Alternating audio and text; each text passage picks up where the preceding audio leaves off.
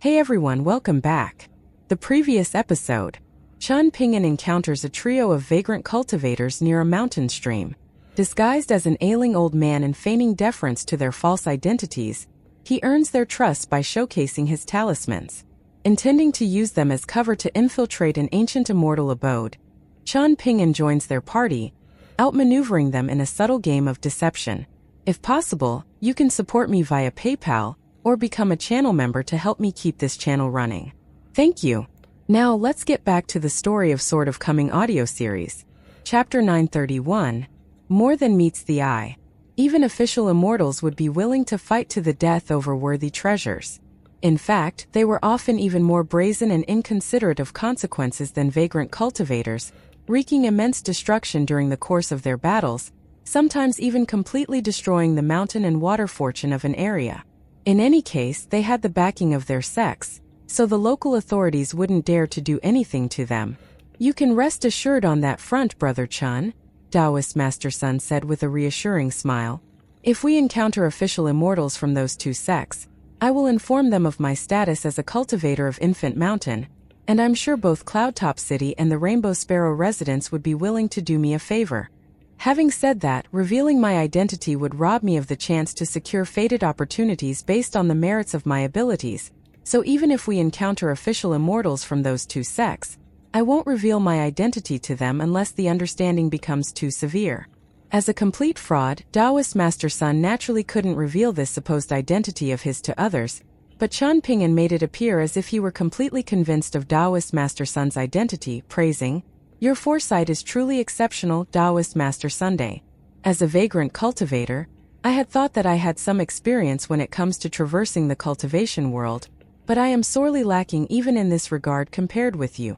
Taoist Master Sun stroked his beard with a humble smile. In his eyes, Chen Ping'an clearly wasn't an honest person, but his praise came across as quite sincere. The Northern Pavilion Nation was a rather small nation, while the cultivators of the Sacred Lotus Nation were quite inept, with the nation's brightest cultivation talents often leaving for greener pastures. The most renowned cultivator in the nation's history was a female cultivator who was blessed with immense fortune, and it was said that she had already settled far away from her home nation, only occasionally sending back some cultivation supplies and resources to her clan. Given her current position of prestige, even if she had heard about the immortal abode that had appeared in this place, she most likely wouldn't be willing to come back for it. The fact that the first set of restrictions at the entrance of the so-called immortal abode had been broken by a mere abode tier cultivator indicated that there most likely wasn't going to be much of value inside. In contrast, the emergence of many truly powerful treasures and formidable immortal abodes was often accompanied by astonishing phenomena seen and felt far and wide. Even if Feng were to receive news of the emergence of such a treasure or immortal abode, they would be wise to stay far away. The disciples of major sects had no patience for vagrant immortals like them, and they certainly had no qualms about killing vagrant cultivators either. In the past, there had been a very popular book on the northern complete read continent called the Take Care Tome, and at the height of its popularity, virtually every single vagrant cultivator on the continent owned a copy. However, for some reason the book was banned just a year later, and all copies of it were ordered to be destroyed. The Jade Forest sect had profited immensely from selling the book, but they had completely turned on their golden goose, becoming one of the spearheads in the effort to destroy all copies of the book on the continent. Under their orders, none of the shops in any of the Immortal Fairy stations were permitted to sell the book. A popular theory was that several powerful sword immortals had come together to voice their complaints about the book, and that was why the Jade Forest sect had turned on it in such a quick and decisive manner. Feng had always wanted to get his hands on a copy of the book. All he had heard was that the book had been authored by a foreign cultivator with the Jiang surname, and not only was it exceptionally well written, it was filled with golden quotes to live by. For example, according to Taoist Master Sun, one piece of advice in the book was that if a vagrant cultivator wished to take a risk and try to compete with an official immortal for a fated opportunity, then they had to be particularly wary of the disciples from major sects that were accompanied by celestial maidens, and the younger the disciple in question was, the more of a threat they posed. This was because in a battle, they would be sure to go all out in order to impress the celestial maidens by their side, and even against an abode tier vagrant cultivator, they would be sure to put in as much effort as if they were fighting a golden core tier earth immortal, completely uncaring of how much spiritual energy they expended. At the same time, the Take Care tome also had included a strategy that one should adopt should they find themselves in a battle against a young disciple eager to show off to the women by their side. If a vagrant cultivator felt as if the battle were turning against their favor, the worst thing that they could do would be to make threats or put on a display of defiance. Instead, they should immediately kneel and kowtow to the ground, but as opposed to begging the man for mercy, they should implore the celestial maiden instead. As they kowtowed, they had to ensure that the contact between their forehead and the ground was clearly audible, and that their pleas to the celestial maiden were loud and earnest. Only then would they perhaps be able to earn themselves a slim chance at survival. Even though Di Yuanfeng had only heard bits and pieces out of the Take Care tome, he was still convinced that this senior Zhang was truly a brilliant man who had a masterful understanding of the human psyche, and that his advice was incredibly useful and practical. As Chen Ping'an walked alongside Di Yuanfeng's trio, he took a glance up at the sky, and he was suddenly feeling a little disappointed in himself. Compared with searching for fated opportunities on his own, it seemed that he still preferred to interact with others, even if they were unscrupulous individuals harboring ulterior motives. At the same time, he had always felt a sense of fear and veneration toward this vast world. He had felt this way during his first ever journey out of the Jewel's small world, and that hadn't changed since then. Otherwise, given his current cultivation base and powers, there was no need for him to seek reassurance by allying himself with others, and this was not a good crutch to rely on. However, it was something that he could only change over time. Lu Tai had already identified this flaw in him many years ago, and warned him that this habit could get him in trouble. Of course, principles were easy to listen to and acknowledge, but they were often difficult to implement in one's life. This was the same for everyone, and Chen Ping'an was no exception. At the moment, Chen Ping'an was making a journey along the Great River for Chen Lingjuan's sake, but that didn't mean that he could slack off in his cultivation. In fact, it had been a top priority of his for the past few years to reach the Vajrabadi tier. Additionally, he also wanted to earn more money so that he could purchase a replica flying sword or two from Hatred Sword Mountain. Back in the Skeleton Shoal, Chen Ping'an had learned many things from Yang Ningxing. At the time, the scholar that was a manifestation of the evil in Yang Ningxing had displayed a Hatred Sword Mountain replica flying sword. It was a very convincing replica, one that managed to fool even Chen Ping'an, despite the fact that he was quite knowledgeable about flying swords. Even though 1st and 15th weren't bonded flying swords of his, as long as he could successfully refine them, he would be able to treat them like bonded items of his, similar to what Guemo had done, and essentially, he would gain 2 formidable offensive treasures. If he could also obtain 2 more replica flying swords from Hatred Sword Mountain, then he would have more surprises up his sleeve, making it even more difficult for his opponents to get a good grasp on him in battle. First, he would display a Hatred Sword Mountain replica sword, then release first. The third sword that he had displayed would be another replica sword, and he would save 15th for last. If his opponent could survive to witness all 4 swords, then they would surely be utterly confounded by the end. The cultivation world was a perilous place, and it was certainly a case of the more the merrier when it came to tricks like these upon one's sleeve. Die. The 4 men were walking along a small and winding mountain path, and they had to travel for over 50 more kilometers to reach the immortal abode. Right at this moment, Huang Shi began to slow down, following which Di Yuanfeng stopped in his tracks and grabbed onto the hilt of his saber.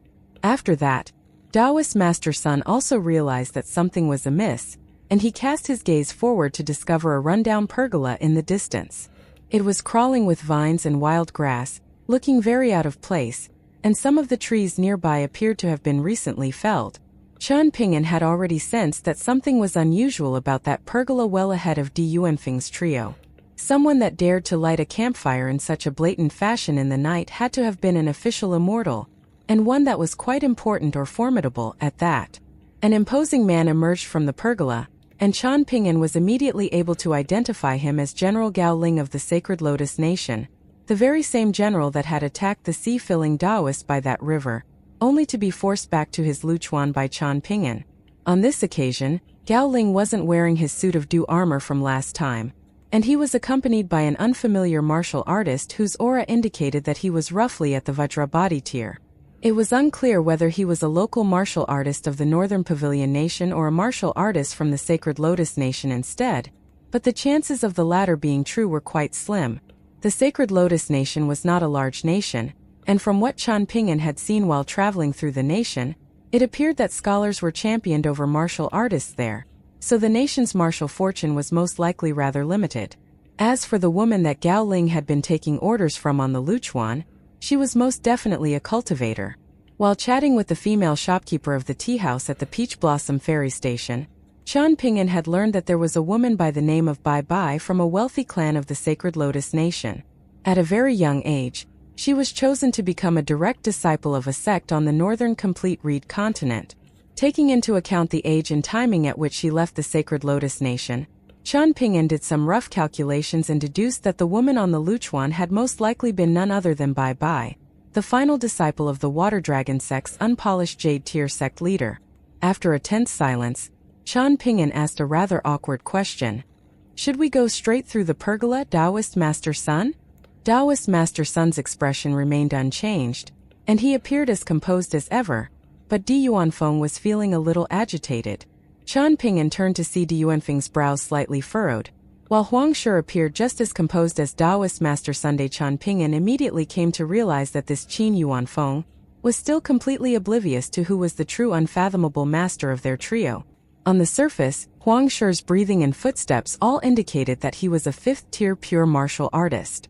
However, as someone who was well-versed in disguising his cultivation base, it quickly became clear to Qian Ping'an that Huang Shi was doing just that.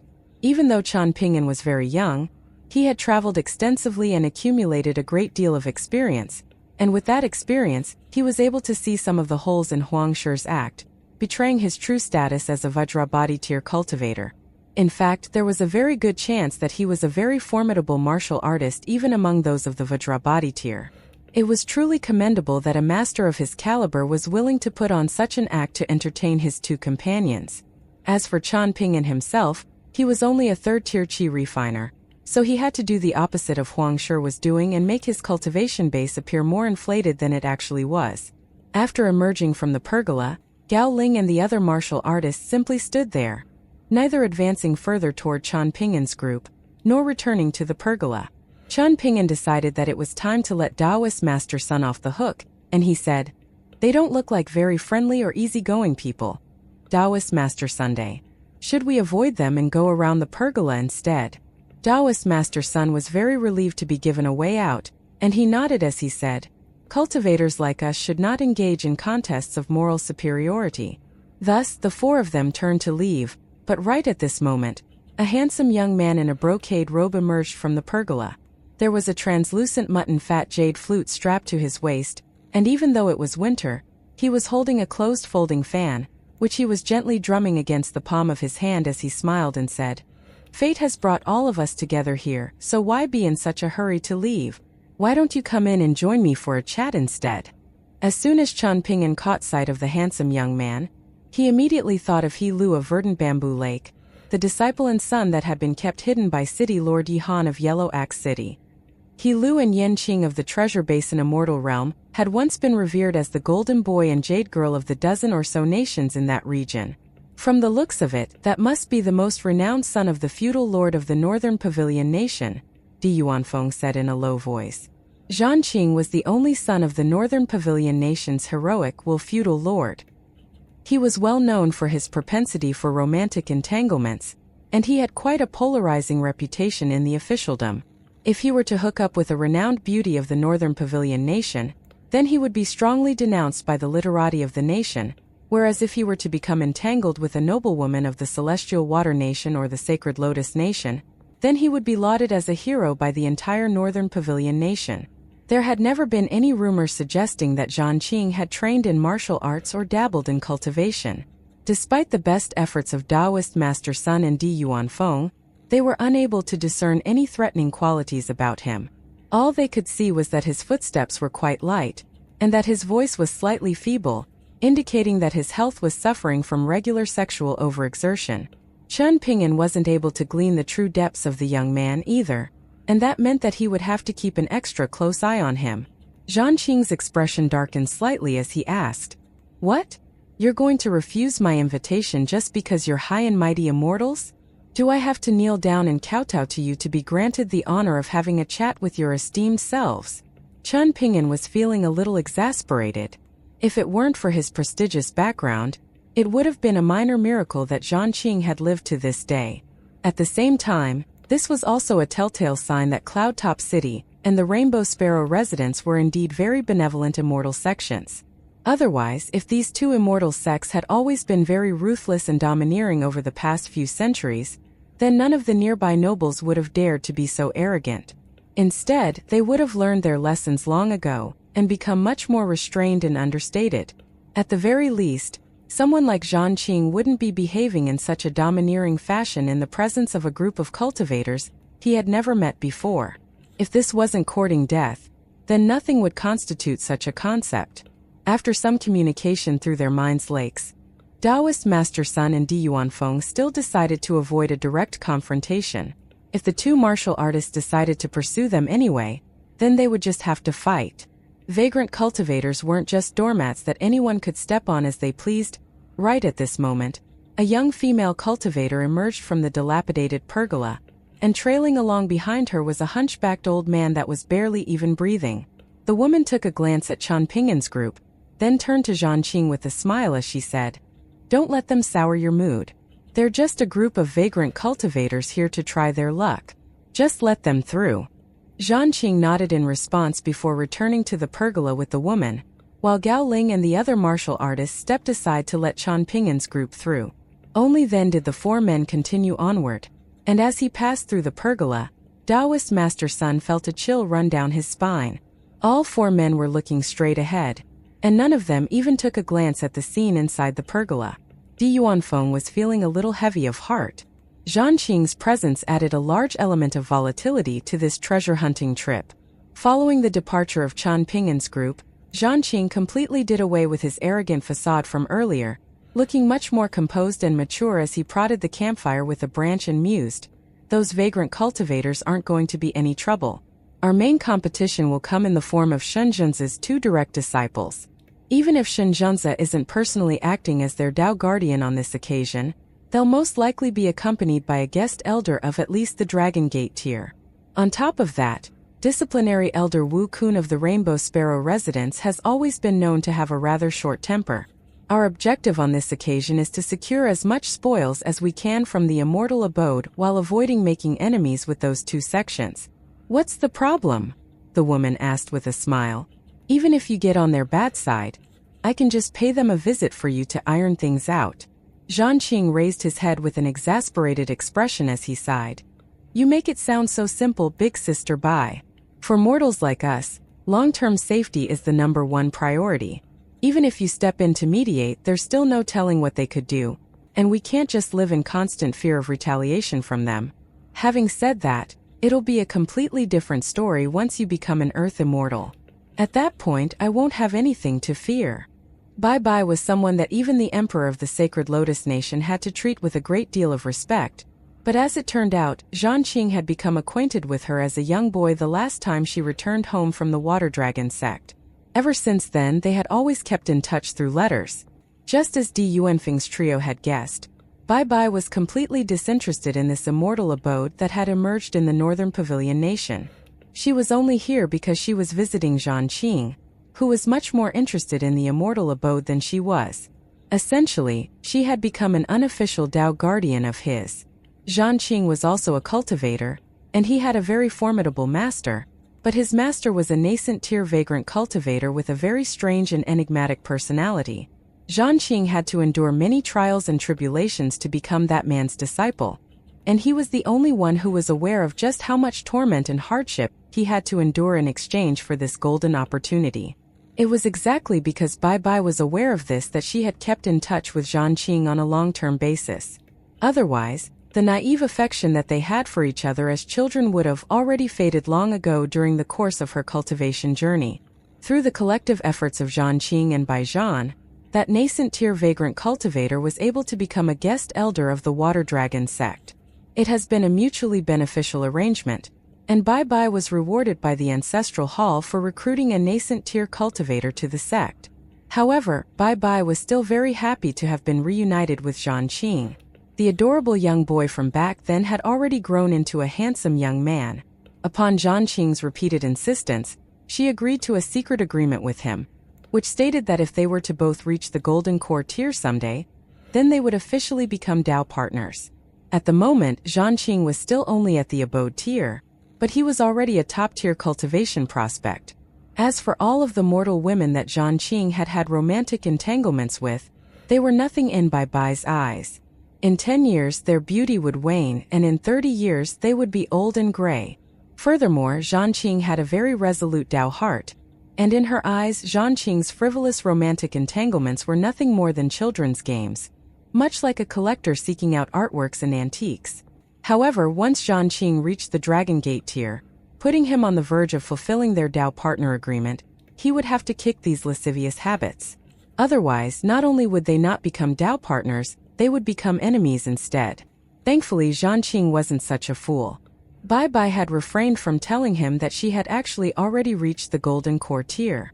Hence, even if she didn't rely on her status as a disciple of the Water Dragon sect, Cloudtop City and the Rainbow Sparrow residence, neither of which had a nascent tier cultivator at the helm, still had reason to be wary of her. Bai Bai pulled a small porcelain vial out of her sleeve, then tipped something out from within before extending a palm forward. A tiny fish that looked as if it had been carved out of a piece of green jade swam from the palm of her hand to the tip of her finger, where it raised its head slightly to look up at Jian Qing. Jian Qing had very sharp intuition, and a chill instantly ran down his spine.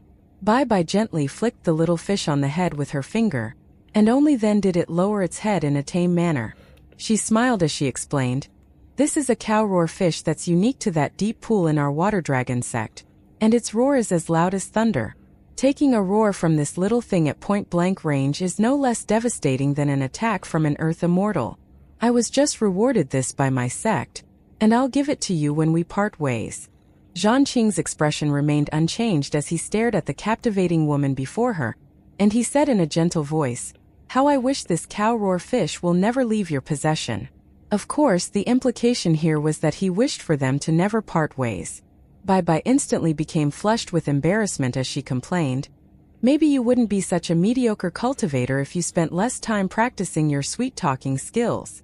Jian Qing looked back at her with an innocent expression. Die. Aside from the serious and unflappable Huang Shi, everyone else in Chen Pingan's group could feel each other's apprehension and unease. Chen Pingan didn't want Taoist Master Sun to feel awkward or embarrassed, so he broke the silence and asked, "Are these demon-detecting bells, Taoist Master Sun?" Taoist Master Sun nodded as he replied, "Indeed they are.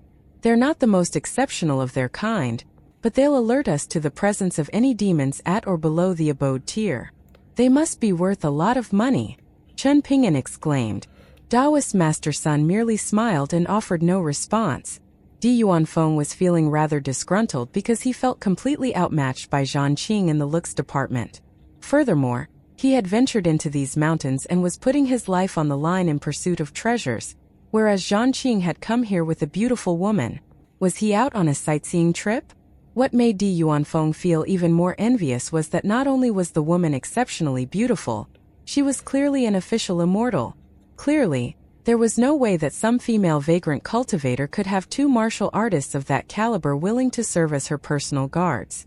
As for Huang Shi, he remained as expressionless as ever, walking along at the back of the group while continuing to carry his large bags. The four men immediately sped up after they were some distance away from the pergola. Even for a lumberjack who knew the area like the back of his hand, this treacherous and winding mountain path was difficult to negotiate. Yet for the four men, it looked as if they were walking over flat ground. This was the benefit of cultivation. Even the most difficult and treacherous paths for mortals posed no hindrance at all to cultivators, and this was true both in a figurative and literal sense. As for the concerns that plagued cultivators, they were concerns that mortals would gladly accept. The four men didn't encounter anyone else over the rest of their journey.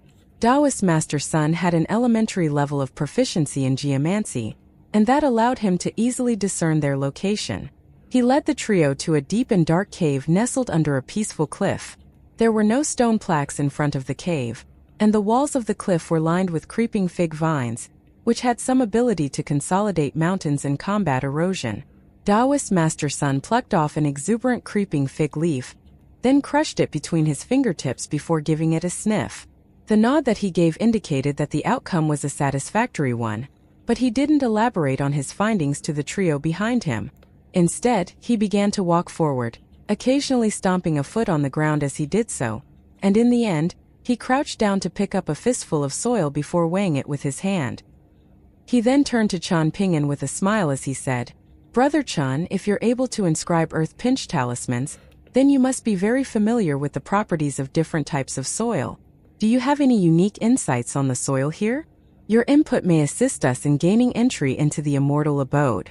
An awkward look appeared on Chan Ping'an's face, while Di Yuanfeng's eyes narrowed slightly, and Huang Shi also turned his gaze to Chan Ping'an.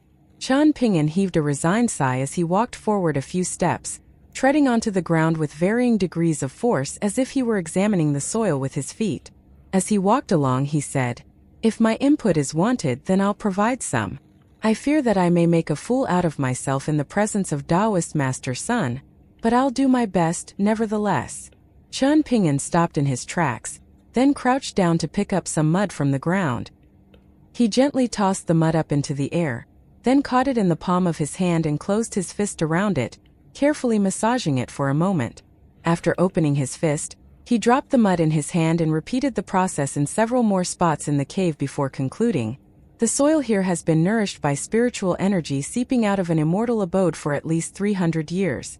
Due to the abundance of water energy in the area, the soil here has become far heavier than normal soil. If this soil could be incorporated into the foundation of a house or a grave, then it would be able to help accumulate natural energies from the environment." Chan Ping'an then stood up with an apologetic expression and implored everyone to give him a moment, following which he hurriedly set down the bag that was slung across his chest before turning around so that his back was facing everyone. From there, he pulled out a small porcelain jar and began filling it with soil. He picked out several spots from which he collected soil, but not much soil was taken from each spot, and in the end, he wasn't able to fill the jar. Taoist Master Sun was almost unable to suppress the urge to join him, but he had to refrain from doing so in light of his purported status as an official immortal of the lightning god manor. Shortly thereafter, Chan Ping'an slung his bag across his chest again, then dusted off his hands with an ecstatic grin as he said, "My apologies, everyone. I'm just trying to earn a bit of money." At this point, Di Yuanfeng was convinced beyond doubt that Chan Ping'an was indeed a vagrant cultivator. If Chan Ping'an were an official immortal, then Di Yuanfeng would be willing to swallow his bamboo hiking pole whole, along with the flexible sword concealed within it. From there, it seemed that Chan Ping'an was at a complete loss for how to continue. "We'll need a barrier-shattering talisman to enter this immortal abode. Won't we, Brother Chan?" Taoist Master Sun hinted, barely able to conceal his exasperation at Chan Ping'an's incompetence. The first restriction at the entrance of the cave abode was a common illusion that had already been dispelled by the first group of unfortunate adventurers to have arrived here, but the subsequent restrictions were only going to be more perilous and difficult to bypass. As a safety precaution, a barrier-shattering talisman should be used to clear the path forward, and it didn't cost the trio any money anyway, so they were naturally eager to encourage Chan Ping'an to use one. Chan Ping'an feigned a look of enlightenment as he pulled out a bridge-crossing talisman, which had been crafted from gold powder and ordinary yellow talisman paper. However, a hesitant look then appeared on his face as he turned his gaze back to the direction they had come from and said in a concerned manner, "The son of that feudal lord is not far behind us. Even so, we need to get ahead," Di Yuanfeng said with a smile. "If we're so scared of the feudal lord's son, then we may as well leave right now. Otherwise, what will we do if we find some treasures in there? Offer them up to him with both hands." Only then did Chan Ping'an ignite the barrier-shattering talisman to light the path forward in the cave. However, instead of leading the way into the cave, he offered the burning barrier-shattering talisman to Di Yuanfeng as he said with a fawning smile, "I think you should lead the way, young Master Qin. My old bones can't take much punishment. If I inadvertently trigger a trap and sustain injuries, it'll cause an unnecessary delay for everyone." Di Yuanfeng turned his gaze to Huang Shi, who was examining the roof of the cave. Huang Shi didn't hesitate to take the barrier-shattering talisman from Chen Ping'an before leading the way deep into the cave. The four of them walked for several kilometers, but there was still no end to the cave in sight. Chilly winds were blowing incessantly through the cave, but there was no sense of menace in the air, and that was slightly reassuring to Taoist Master Sunday. The former owner of this immortal abode had to have been a very benevolent official immortal. Even though there was a lethal trap behind the first restriction, the first restriction in itself was already a gentle warning for intruders to turn back. According to the vagrant cultivator who was the first to have ventured into the immortal abode, the illusory restriction didn't pose a direct threat to anyone. Instead, it was only designed to confound intruders, causing them to stumble around without any sense of direction, and once time was up, the intruder would automatically emerge from the cave, still as dazed and confused as ever. For many other immortal abodes, it was often the case that the first restriction was already an extremely destructive one. In the eyes of their owners, those who trespassed on their abodes were deserving of death, and there was no need for any gentle warnings. The four men were walking along extremely slowly and carefully, so it took them another full hour to reach a cold chamber. It took a great deal of convincing from Taoist Master Sun for Chen Ping'an to finally reluctantly ignite another barrier-shattering talisman, both to illuminate the path forward and to alert them to potential ambushes from sinister forces. During this time, Taoist Master Sun revealed some more background information to Chen Ping'an, both because he was grateful for the two barrier-shattering talismans supplied by the latter, and because he valued his own life. He told Chen Ping'an that the first restriction had been broken at the cost of the lives of two members of the vagrant cultivator trio that had first come here. He was making this known to Chen Ping'an so that the latter would proceed with caution. Otherwise, if he were to trigger some type of trap in a moment of haste and complacency, then everyone could end up dead. The surrounding stone walls all had vibrant murals that looked as if they were newly painted. The murals depicted four mighty deities that stood at over 30 feet tall, and they were glowering down at the group of four trespassers with furious and authoritative expressions. The four deity murals were extremely lifelike, and one was holding an unsheathed bejeweled sword, another was clutching a lute, the third one had a serpentine dragon wrapped around his arm, and the final one was holding an ornate umbrella above his head. On the ground beneath everyone's feet was an 8 trigrams formation, upon which was engraved an ancient image of two dragons fighting over a jewel. However, there was only an empty indentation in the ground where the jewel should have been, and whatever was there had most likely already been taken. Taoist Master Sun's skin was beginning to crawl at the mere sight of the menacing deity murals, but he forced himself to remain composed as he carefully pulled a miniature compass out of his sleeve. The compass may have been very small, but it was extremely complex, consisting of 36 total layers. If a mortal had come into possession of this compass, they would have most likely struggled to even count all of its layers. This compass had cost Taoist Master Sun virtually his entire wealth to purchase, and as he held it in his hand, he began to walk around the 8 trigrams formation, as if he were taking a stroll at the feet of the four deities. "I suggest you make haste, Taoist Master Sun," Feng urged in a quiet voice. "If that feudal lord's son enters this place after us, then we'll be completely cornered. According to the vagrant cultivator who managed to leave this place alive, the ground should be safe and we can do whatever we please as long as we don't touch the four deity murals." He wouldn't dare to lie about this. Otherwise, he wouldn't have been able to leave the northern pavilion nation alive. Droplets of sweat had begun to bead up on Taoist Master Sun's forehead, and he said in a solemn voice, "This process can't be hurried. It's best for us to proceed with caution." Huang Shi cast his gaze toward the tip of the sword-wielding deity mural's sword, then turned his gaze to the strings of the lute. As for Feng, he was crouched down on the ground, carefully examining the pair of engraved dragons that had already lost their jewel. All of a sudden, Huang Shi's gaze settled on the spot where the tip of the sword-wielding deity mural's sword was pointing. He strode over to the foot of another deity mural, then examined the spot carefully to discover a passage of extremely tiny text that would have been very difficult to discover even for a cultivator. However, much of it had been erased, and the contents of what little remained were largely quite trivial. Judging from the size of the passage of text, it should have already consisted of around 200 to 300 characters. Not only had the beginning and end been erased, the most important parts of the text had also completely wiped away, and there was a very good chance that whoever had come through here before Qian Ping'an's group had intentionally left this text behind to taunt those that came after them. The remaining text on the wall detailed a story of an avid traveler who enjoyed visiting mountains in straw shoes while holding a bamboo hiking pole. However, the story trailed off midway and revealed no worthwhile information. Huang Shi was furious. Whoever had come here before them had to have intentionally erased this precious lead. At the same time, Huang Shi took a glance at Di Yuanfeng, who was also wearing straw sandals and holding a bamboo hiking pole, just like the protagonist of the story on the wall. Could it be that he had some type of fated affinity with this place?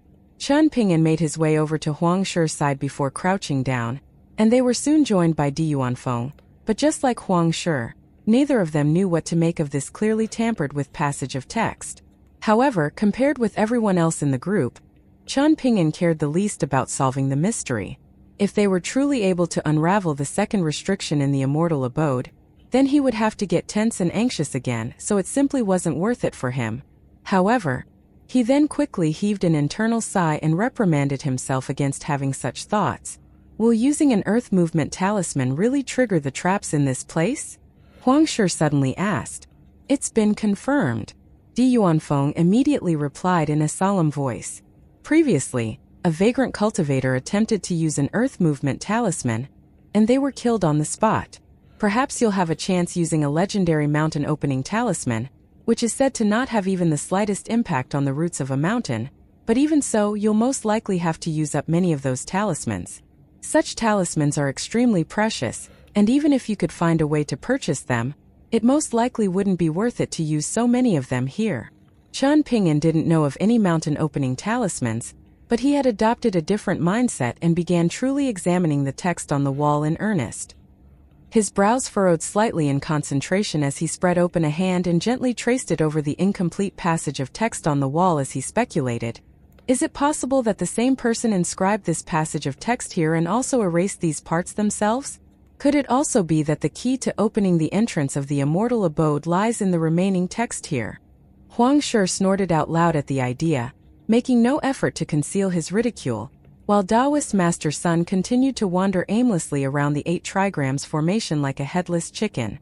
Huang Shi's patience was beginning to wear thin, and he decided that if worst came to worst, he would just have to take a more forceful approach. As for whether taking such an approach would lead to the demise of his 3 companions, that would be down to their luck. In contrast, Di Yuanfeng was rather intrigued by Qian Ping'an's proposition, and he also began to carefully examine the incomplete passage of text on the wall. He rose to his feet and leaned back to look up at one of the deity murals, then slowly turned to examine the other murals one by one. After that, he strode over to the center of the chamber, then bent his knees slightly and extended a hand forward before slowly moving the hand downward until he was crouched down with the back of his hand pressed against the claw of one of the dragons engraved onto the ground. He then turned to Taoist Master Sun as he requested, "Come take a look at this spot, Taoist Master Sun." Taoist Master Sun made his way over to Di Yuanfeng, still sweating profusely as he held his compass in one hand. He quickly concealed his spare hand up his sleeve before making a rapid string of hand seals, and he stared intently at the spot that Di Yuanfeng was referring to as he murmured to himself, "This is where the gate of death is situated. It doesn't make sense." The back of Di Yuanfeng's hand remained pressed against the ground as he reminded with a dark expression, "When have Taoists ever been afraid of death? It's nothing but a ruse, Taoist Master Sun." Moments later, a look of elation appeared on Taoist Master Sun's face as he exclaimed, "There is tremendous fortune to be found here." Only then did Di Yuanfeng lift up his hand before clenching it into a loose fist, with which he struck the ground a few times, but nothing happened. His brows furrowed slightly in befuddlement, while Huang Shi strode over to him before crouching down and laying his ear against the ground. A short while later he concluded, "It sounds like there's dripping water down there, but the sound is a little unusual. This is most likely the spot that we're looking for." Di Yuanfeng took a deep breath, then threw a forceful punch into the ground, and the entire chamber instantly erupted into complete pandemonium. The 8 trigrams formation on the ground began to twist and transform so rapidly that it was impossible for the eyes to follow, and in the blink of an eye, It was completely unrecognizable from the 8 trigrams formation. Qian Ping'an and Taoist Master Sun had to jump up and down like cats on a hot tin roof, but even so, their position still shifted considerably each time they landed, much to their panic and dismay. However, it was still better than being tipped off balance and falling onto the ground. At the moment, the shifting contours of the ground weren't that much less dangerous than sharp blades. In contrast, Di Yuanfeng and Huang Shi had taken the opposite approach and planted their feet firmly into the ground, only jumping up slightly whenever an obstruction appeared over the ground, following which they would land on the exact same spot as before, and they were looking much more elegant and composed than their 2 hopping companions. With the seal undone, the 2 inanimate azure flood dragons had abruptly sprung to life, and it was as if they were seeking to travel through the river into the sea. At the same time, a giant stone gate had already come crashing down at the entrance of the chamber, and it had happened so abruptly that even Huang Shi didn't even have a chance to react. Di Yuanfeng scoured his gaze over the surrounding area, and his attention was quickly drawn to the indentation in the ground that had previously held the missing jewel. That was the only spot on the ground that remained completely still and unmoving. "Give me some wine," Di Yuanfeng called out to Huang Shi in an urgent manner. Huang Shi did as he was told, tossing Di Yuanfeng a flagon of wine, and the latter undid the clay seal before pouring the wine into the indentation. The shifting in the earth instantly slowed down slightly. Knowing that he had found the right direction to proceed, Di Yuanfeng turned to Qian Ping'an and yelled, "Use one of your water talismans. There's no need to do anything fancy. Just conjure up some water in here." Qian Ping'an plucked out a water talisman before tossing it forward, and it transformed into a pillar of water that was imbued with water attribute spiritual energy in midair. Di Yuanfeng reached out and grabbed an orb of water from the pillar, then gently set it down into the indentation. In the blink of an eye, a burst of radiant light emerged within the chamber. Huang Shi was the final one to close his eyes, and the fact that Qian Ping'an was the first to close his eyes served as further confirmation to the former that Qian Ping'an really was as useless as he appeared and wasn't just putting on an act. All of a sudden, the 4 of them were jolted violently, and they felt as if they had been thrown into a different world. Taoist Master Sun stumbled to the ground, and he felt so nauseous that he immediately began dry retching uncontrollably.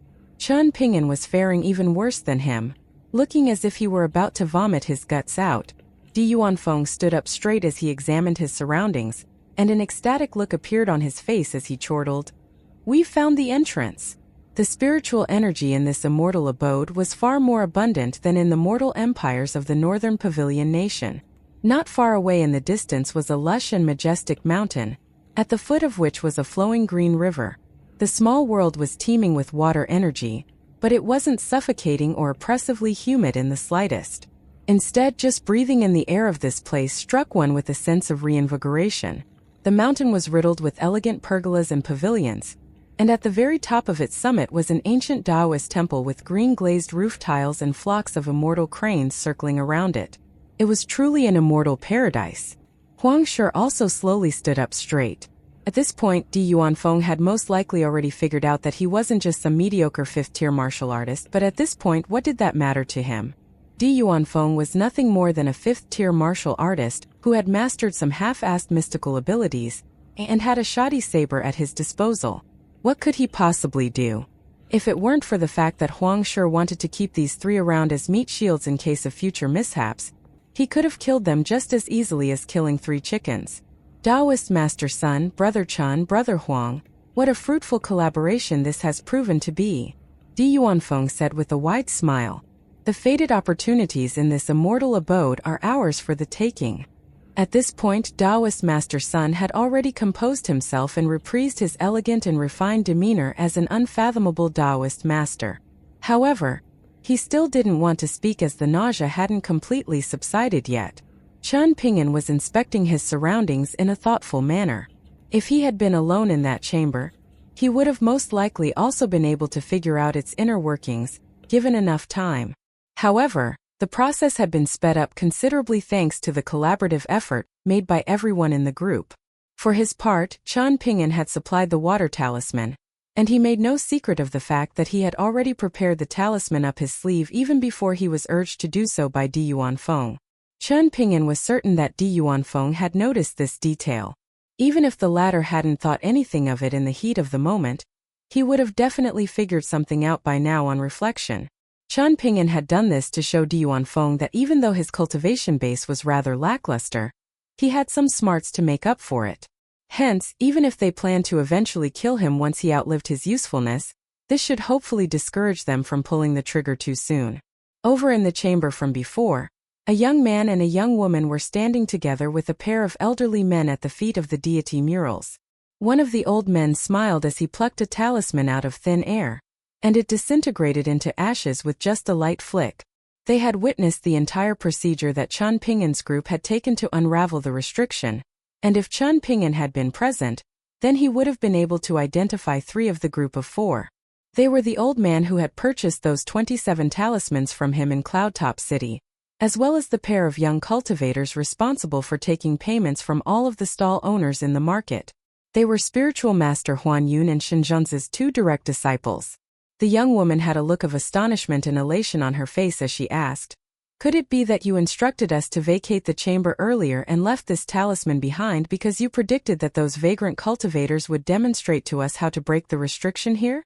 Huan Yun was very amused by her question, and he didn't try to take credit for this happy accident, shaking his head as he replied, "I was already alerted to their arrival by the talismans that I planted on the way here, and I simply wanted to avoid a direct confrontation.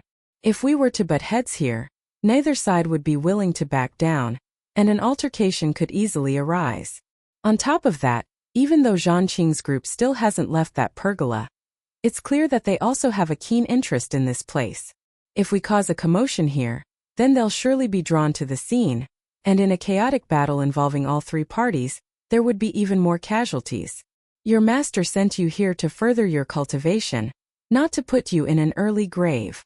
Huan Yun strode over to the 8 trigrams formation, which had returned to its original state, and he continued, "In the pursuit of the great Tao, you sometimes have to take a step back in order to take several steps forward." An intrigued look then appeared on his face as he chuckled. As expected of those 2 7th-tier martial artists, they've managed to destroy 2 of the talismans that I planted by the side of the path with just their bare fists.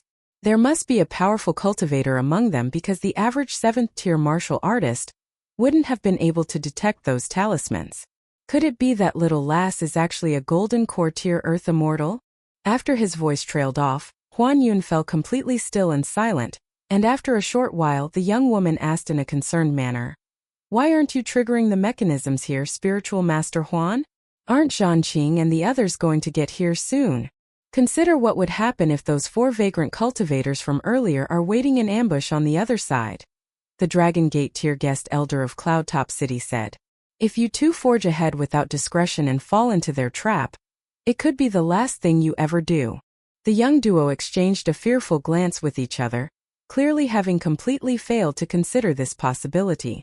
The old guest elder hesitated momentarily, then asked, "Spiritual Master Huan, should we collapse this cave to obstruct Zhang Qing's group? Doing that may be able to stop Zhang Qing's group from getting to us, but we'll also be trapped in here, and all the spoils in the world from the immortal abode won't do us any good. If you're willing to accept those consequences, then go ahead," Huan Yun replied with a smile. The old guest elder fell into an awkward silence. Huan Yun took a glance at the young duo out of his peripheral vision, and he could help but heave a forlorn sigh at their contrasting temperaments. The woman was prone to agitation, while the man was very calm and steadfast. At this rate, it was difficult to say whether the 2 of them would even be able to become Dao partners. Chen Ping'an's group lingered for a moment where they were, and only after Feng and Huang Shi exchanged a glance with one another did they rush toward the lush mountain. They had arrived in an area with a large round bluestone slab that resembled a caisson ceiling. It should have served as the ceiling of a temple or monastery, but instead it was being trodden upon underfoot in this secret area. At the center of the caisson ceiling was a lotus flower, and it was surrounded by 2 flood dragons that were connected mouth to tail to one another. Outside the circle formed by the 2 flood dragons were many more layers, all of which were extremely complex and ornate. Feng had tapped on it with his bamboo hiking pole many times to discover that the caisson ceiling was crafted from some type of extremely sturdy material that resembled both metal and stone. Even if the caisson ceiling were possible, Feng wouldn't dare to move it on a whim. After all, they still had to leave the immortal abode through this place. Earlier, he had Huang Shi had lingered there momentarily as a safety precaution. If someone tried to sneak in here after them, then they would have to face a flurry of attacks. Qian Ping'an was walking along at the very back of the group, and he pulled out a Yang energy illumination talisman in secret. There was still no sign of any baleful aura in this place, and talismans also burned slower here than in the outside world, presumably because of how abundant this place was with spiritual energy. Thus, everyone only observed the caisson ceiling briefly before turning their attention elsewhere. Up ahead was a white jade-arched bridge, nestled among the lush foliage and sitting above a small stream. There were all types of exotic beasts engraved onto the railing of the bridge in a stunning display of craftsmanship, and all of them were so realistic that they gave off the appearance of slumbering beasts that could awaken at any moment. Near the surface of the water beneath the bridge was a large stone column, engraved upon which was a mighty beast that was said to be a type of dragon. The creature had a pair of horns on its head, and was clad in a suit of armor like dragon scales. It had been carved so that it was resting on the ground, raising its head to look out at the water. Qian Ping'an fell deep into thought. The statue of the exotic beast under the bridge wasn't all that rare. But this type of dragon had a very strange name. In the majestic world, it was generally referred to as the Basya. However, Qian Ping'an had also seen statues of this creature under various bridges across the southern garden nation of the lotus flower-blessed land. However, those differed slightly appearance from the Basya of the majestic world, and according to the Treatise on Architectural Methods, which was the book that Qian Ping'an had read the most times among the books provided to him by Imperial Preceptor Zhongqiu, the creature was known as the water avoidance beast, and it was capable of devouring the water of rivers. In ancient times, it had been a pet to the ruler of the cultivation world, but it was said that the fire god detested the beast and often killed them by boiling whatever body of water such creatures resided in. However, there were no such strange records in the majestic world, only some vague stories about suggesting that the Basya was one of the 9 sons of the dragon. Qian Ping'an cast away this train of thought as he pulled out another sword chi bridge crossing talisman. After a brief hesitation, he decided not to hand it off to Huang Shi this time, instead stepping onto the arched bridge himself. He was able to cross the bridge without any incident, then turned back and waved to everyone, indicating that it was safe to cross the bridge. Di Yuanfeng's trio all had different reactions to this. Daoist Master Sun was of the opinion that Qian Ping'an was most likely trying to display his usefulness to everyone, now that they had entered the immortal abode.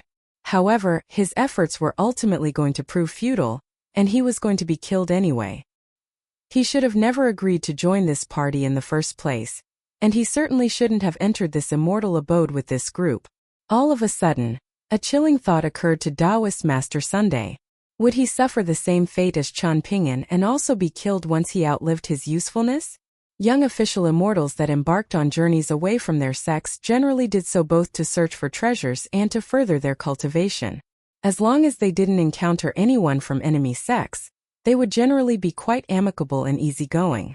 Even if it were only a brief encounter, self-introductions would be made to establish an acquaintanceship, and at the very least, a civilized facade would be maintained. In contrast, vagrant cultivators that didn't want to act alone generally formed groups of 3 or 4. Any fewer than that and there wouldn't be enough people to get much done, and any more than that and the group would be prone to internal conflict. People in large groups tended to turn on one another even before they had reaped any spoils, and trying to take fated opportunities from official immortals was an exceedingly difficult task, so they had to be particularly vicious when competing with their fellow vagrant cultivators. It was often the case that vagrant cultivators were willing to band together in the face of official immortals, but as soon as there no longer existed a common enemy, they would immediately turn on each other to try and take all of the spoils for themselves.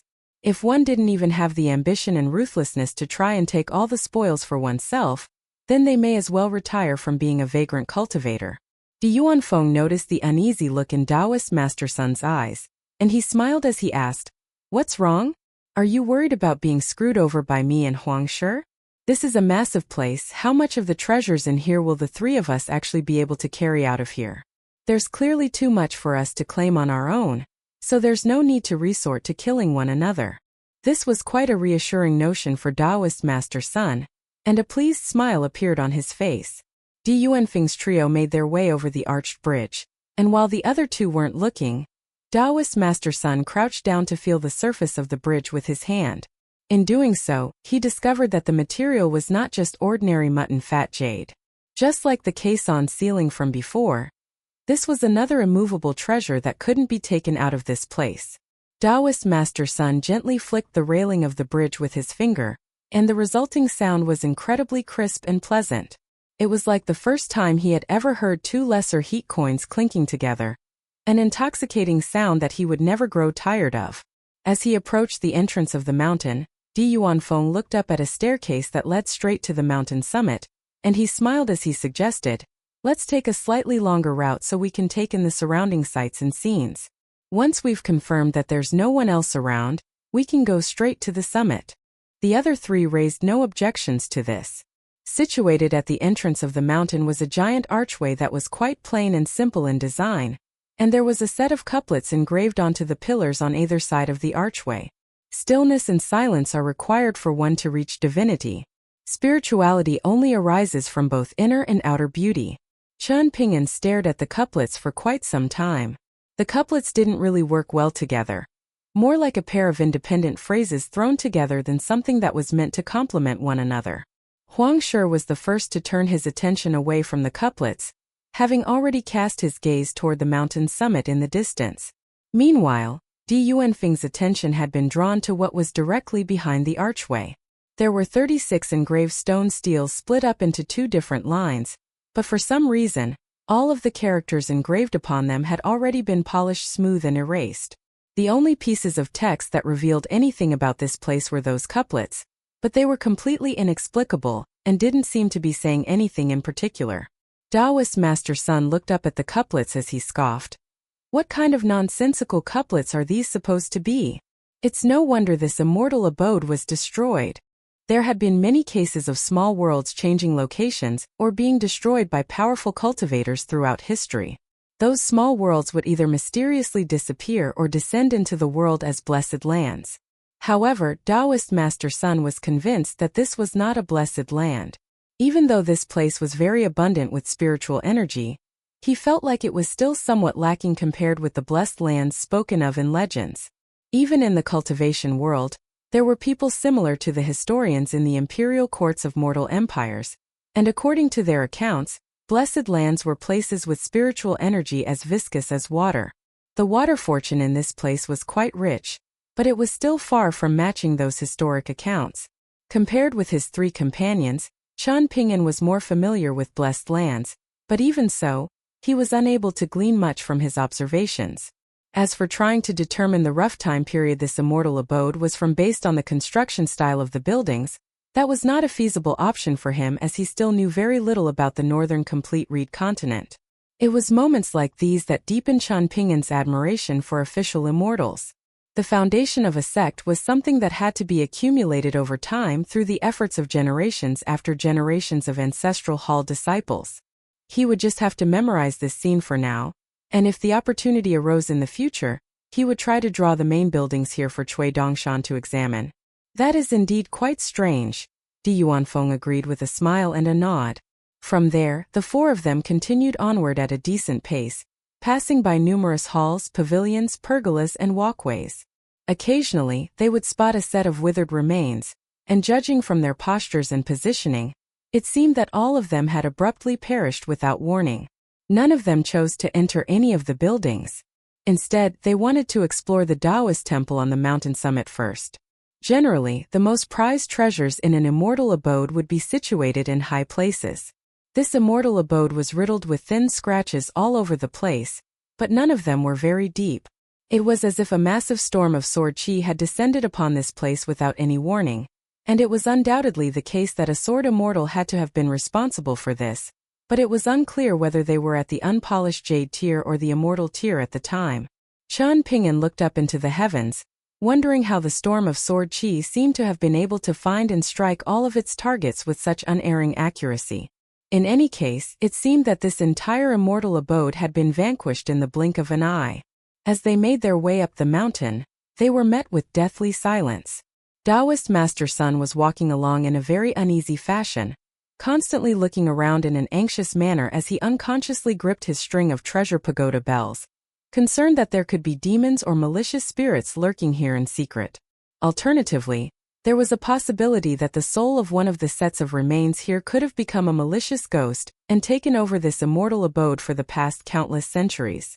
Even if the soul had belonged to a mentally handicapped dimwit, surely it would have already cultivated itself into an earth-immortal ghostly entity by now. With these unsettling thoughts in his mind, it was only by gripping his treasure pagoda bells that Taoist Master Sun was able to maintain some composure.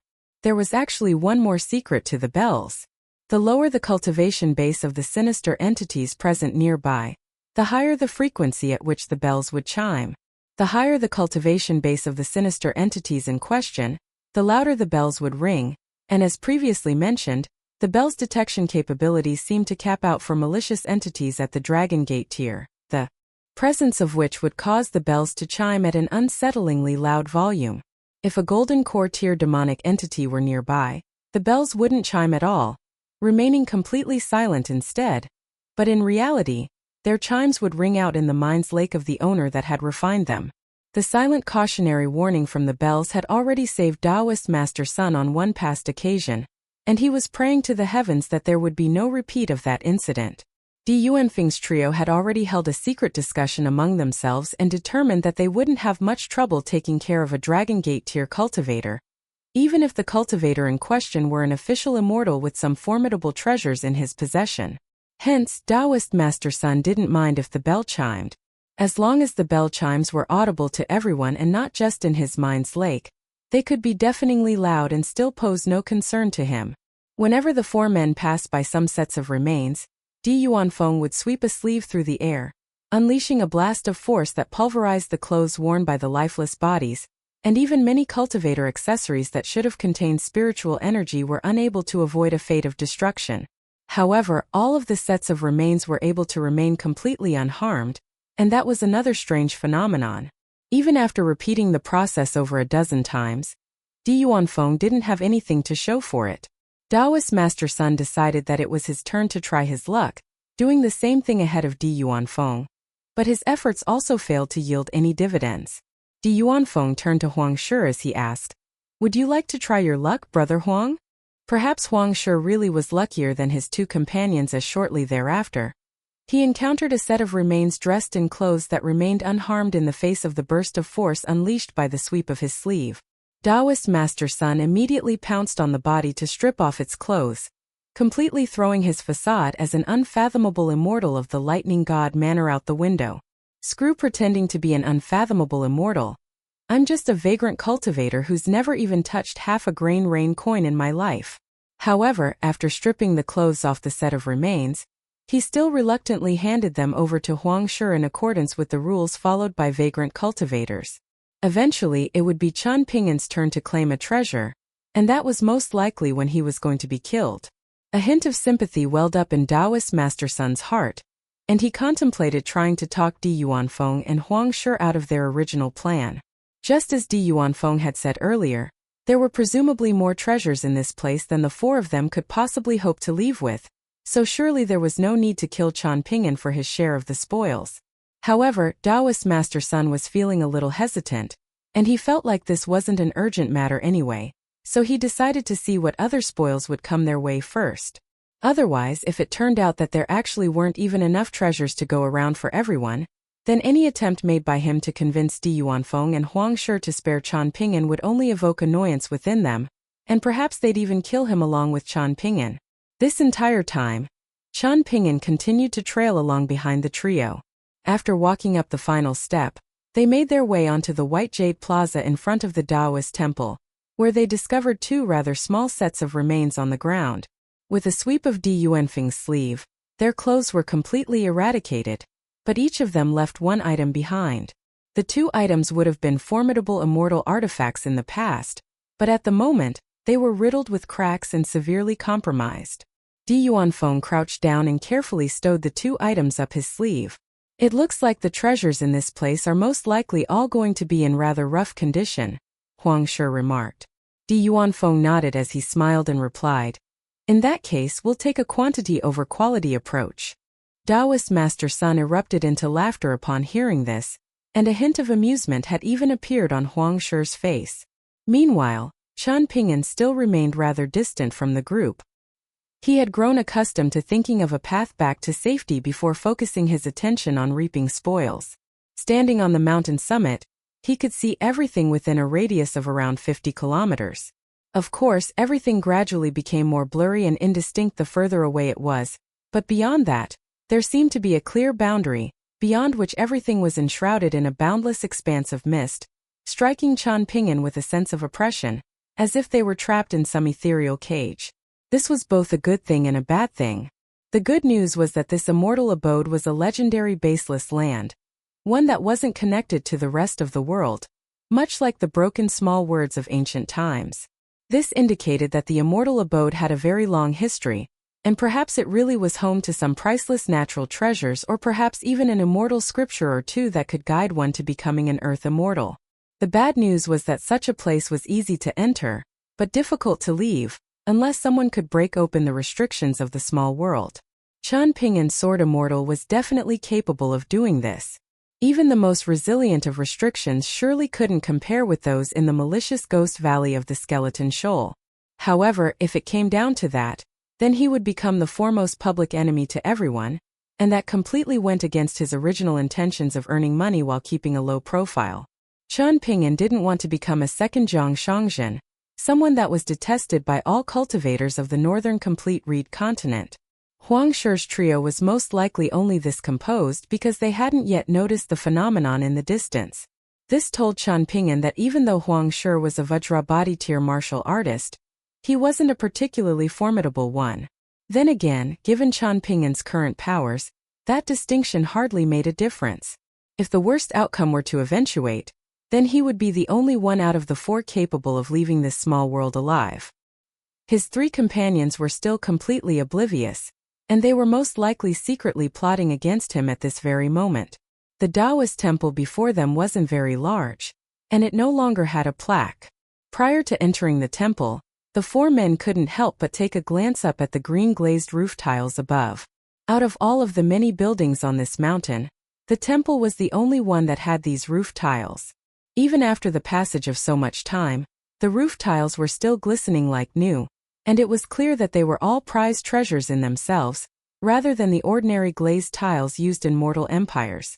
Taoist Master Sun was trembling in excitement at the sight of all of these precious roof tiles. By his estimates, they had to have been worth at least 7 or 8 lesser heat coins, and if they were top-tier glazed tiles crafted using advanced immortal secret techniques, then they could even be worth that many grain rain coins. Huang Shi and Diyuan Feng were both pure martial artists, and they had no connections to any immortal sects, so just like Taoist Master Sun, they were also unable to accurately estimate the value of these roof tiles. However, the two of them were also aware that these were certainly no ordinary roof tiles. Chen Ping'an turned back in the direction that the four of them had come from, and there was still no one else behind them. If possible, he wanted to ask the next group of people to enter this place roughly what time they had entered this small world. Chen Ping'an had been mentally calculating the time this entire time, and if the flow of time in this place differed from that of the majestic world, then he would have to resort to one of two plans, one for the best-case scenario and one for the worst. Die. Zhang Qing's group had arrived at the entrance of the immortal abode, and the Vajrabhati tier martial artist who was a guest elder of the Zhang clan was examining the footprints on the ground. There are many people hiding nearby, young Master Zhan, Gao Ling cautioned. Zhang Qing smiled as he replied, "They'll just have to eat our dust. If they have the guts to enter the immortal abode, then they'd better be prepared to pay the ultimate price." He didn't have any positive feelings toward vagrant cultivators or official immortals, even though he was a legitimate cultivator. Perhaps deep down, he still identified himself as a young master from a noble mortal clan, and as a result, he had grown accustomed to hatching plans and borrowing the power of others to accomplish his objectives, rather than use his fists and some treasures to do all the dirty work himself.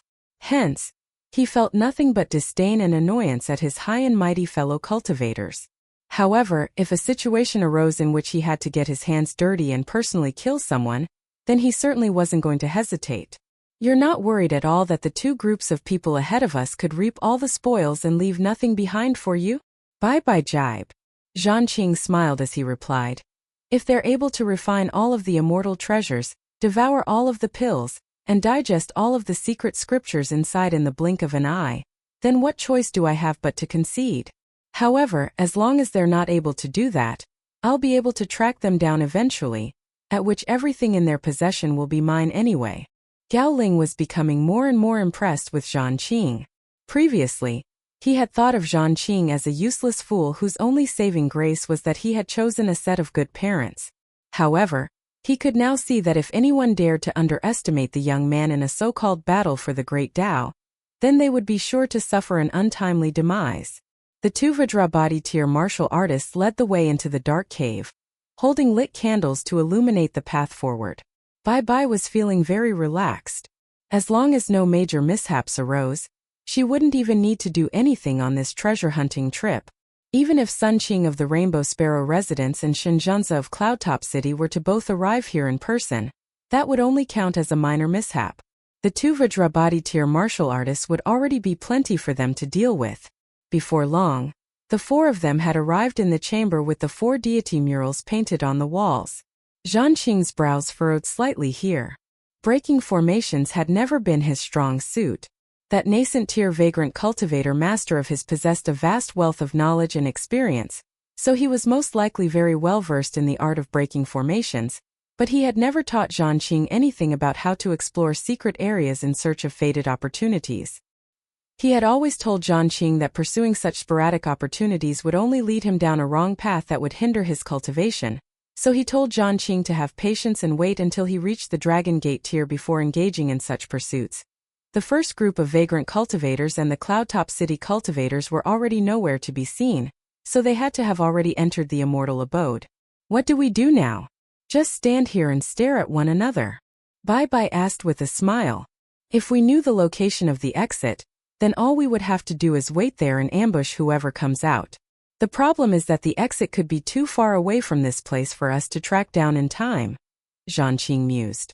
Bai clasped her hands behind her back and inspected her surroundings momentarily, then said, "Let's search for some leads first. If you really can't find anything, then you'll just have to owe me a massive favor." "Will you have to pay a very heavy price?" Zhanqing asked. "I'll be losing 10 years' worth of cultivation base," Bai replied with a nod. She carefully summoned one of her bonded items as she spoke. The bonded item in question was an extremely rare azure talisman with an image of flowing water inscribed upon it. It was a very simple image, but it was also quite strange in that the illustrated water was slowly flowing, and even the quiet sound of flowing water could be heard coming from the talisman. The talisman had to have been at least an immortal treasure for a golden core tier cultivator from a sect as prestigious as the Water Dragon sect to have been willing to refine it as one of her bonded items. "This is an ancient talisman that my master obtained by chance many years ago," Bai explained. "It came from the ruins of one of the 3 major ancient temples situated on the bank of the vast river, and it's called an inch gold talisman. It has many brilliant uses and allows one to make rapid progress when cultivating water techniques. Some conflict arose in our sect over ownership rights to the talisman, but that's a story for another time. All you need to know is that one of the uses of this talisman is that it can allow us to enter this immortal abode." The inch gold talisman was also known as the inch time talisman, and it had a collection of profound properties. Zhanqing didn't know exactly how precious this talisman was, but he still ultimately shook his head and decided against having Bai use it. "I'm already a golden core tier earth immortal, so 10 years worth of cultivation base as a Dragon Gate tier cultivator is next to nothing for me," Bai sighed. The more advanced one's cultivation base, the more drastic the gap between one cultivation tier and the next, and the same applies to both chi refiners and martial artists. "Big sister Bai." Zhanqing began with a wry smile. "It's fine. I'm willing to do this for you," Bai said with a smile. Even for a cold and aloof nobleman like Zhanqing, he couldn't help but feel touched by this self-sacrificial gesture from Bai, and he reached out to hold her hand. However, Bai shook her head as she said in a composed manner, "Among all of the women that you've had romantic entanglements with, many of them would be willing to die for you. Yet why are you not moved by them at all? Why is it that you feel moved just because I'm a golden core tier earth immortal, and I'm willing to sacrifice a few years' worth of cultivation base for you? If all your emotional responses are based on the cultivation base of your benefactor, then I would rather not have your gratitude and affection at all. If a nascent tier female cultivator were willing to make the same sacrifice for you in the future, then wouldn't you abandon me for them in the blink of an eye? Bonds between Dao partners are not so shallow. Zhan Qing was completely rooted to the spot, at a loss for how to respond. Before I use my inch gold talisman, keep searching to see if you can find a way in, then see if you can break your way in by force. The fists of these two Vajrabadi tier martial artists should not go to waste. Only if those courses of action fail to yield the desired outcome will I resort to using my inch gold talisman. Bye continued. Zhan Qing felt slightly better after hearing this, but at the same time, Bai also felt a bit more alien and distant to him. Die. As soon as Huan Yun arrived in the immortal abode, he immediately plastered a talisman to the body of each of his 3 companions in order to conceal their auras and physical forms. As for the aura fluctuations that would emanate from their bodies as they walked, Huan Yun was only a talismanic branch golden core tier earth immortal, not an almighty Taoist heavenly lord, so there were certain things that he was simply unable to account for. The old guest elder of Cloudtop City heaved a faint sigh of relief at the absence of an anticipated ambush. You must go off on your own now, Huan Yun suddenly said. Unless you're in life-threatening danger, I'm not going to step in. Outside of that, it's up to you how much you can make out of this opportunity. Rest assured, I'm not going to compete against you. At the very most, I'm only going to pick up what you leave behind or the things that you failed to discover. With that, Huang Yun disappeared without a trace like a wisp of smoke blown away by the wind. The old guest elder turned to the young duo as he said, Spiritual Master Huan has always been a man of his word, so you can place your trust in him. Let's go. What you should be thinking about right now is how to deal with that group of vagrant cultivators. What about you, senior uncle? Are you not coming with us? The young woman asked in a concerned manner. Are you expecting me to help you find treasures and carry your bags? The old guest elder asked in an exasperated manner. You think you're out on a sightseeing trip, and I'm supposed to be your servant? Before the young woman had a chance to respond, the old guest elder rose up into the air. He wanted to see just how high the heavens of this immortal abode was, and it would also be easier to spot any hidden secrets from a higher vantage point. However, as a safety precaution, he summoned a spirit tool that wasn't a bonded item of his, then sent it flying up into the sky so that he didn't crash headfirst into formation above. In a set of immortal abode ruins like this one, there were naturally going to be many treasures to be found, but there was also potentially danger lurking around every turn. The old guest elder was feeling both elated and a little concerned. His elation stemmed from the fact that this place was sure to harbor an immense fated opportunity far more significant than initially imagined. This was definitely not just the immortal abode of some Dragon Gate tier cultivator. Instead, it was an entire sect, and judging from its vast scale, it had to have been a sect not inferior in the slightest to the likes of Cloudtop City and the Rainbow Sparrow residents. Hence, Shen Zhanze had certainly made the right decision in entrusting him with that pocket treasure. However, at the same time, he was concerned as there was no way to take this immortal abode with them. If this turned out to be the ruins of a sect once presided over by a nascent tier earth immortal or even a cultivator of the upper 5 tiers, then there was a very good chance that there would be nothing left once they returned here to search for more treasures. Instead, the entire place would have surely already been claimed by the nearby sects using a legendary mountain-moving mystical technique. Of the 2 sects closest to this immortal abode, one was situated in the north, while the other in the west. There wasn't much difference in the distance between each sect and the immortal abode, and for sects that were in possession of immortal ships, this slight disparity in distance was completely negligible. The old guest elder was hoping that the former owner of this place was nothing more than an unknown earth immortal, and nothing more than that. Ideally, they would have only been a golden core tier earth immortal, and if they had been a nascent tier cultivator instead, then there could be some trouble to come. Perhaps Cloudtop City would receive a visit from official immortals of a major sect, and in such a scenario, Shen Zhanze would have no choice but to offer up the majority of the spoils that they reaped from the immortal abode in order to appease said official immortals.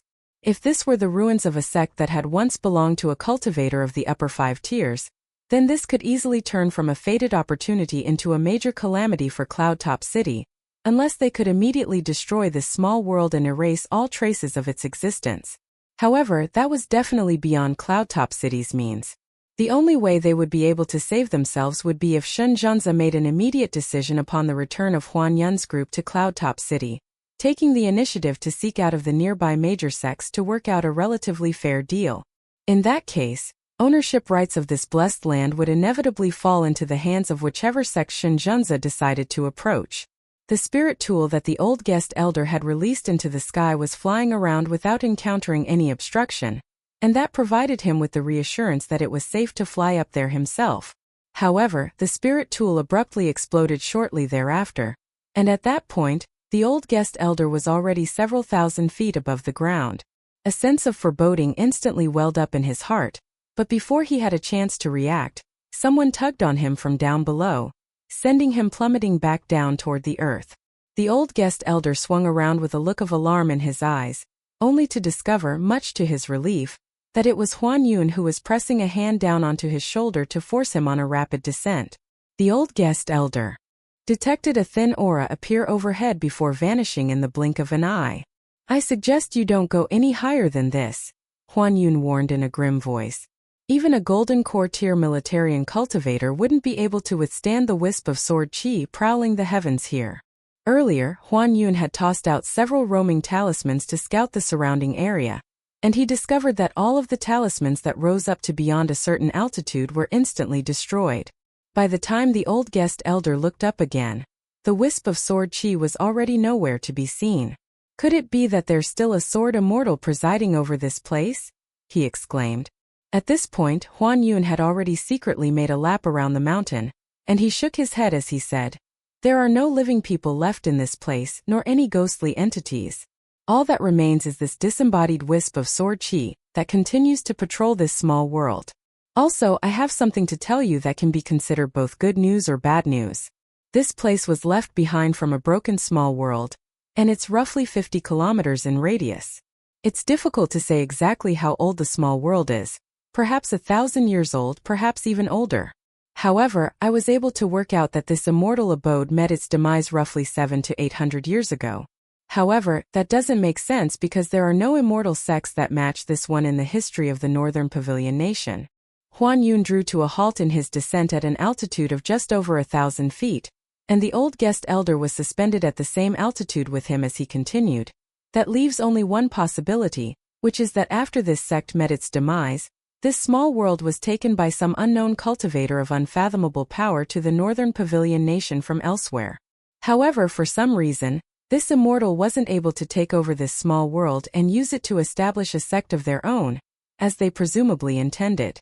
Either they were struck down by some calamity, and the treasure that contained this small world fell undetected into the Northern Pavilion Nation, or the immortal in question settled in the Northern Pavilion Nation and hid in this small world to cultivate in seclusion, only to pass away of natural causes at some point." A forlorn look appeared on Huan Yun's face as he speculated on this possibility. Human life was a very fragile thing, even for immortals of unfathomable power. He was always struck by a sense of dejection whenever this thought occurred to him.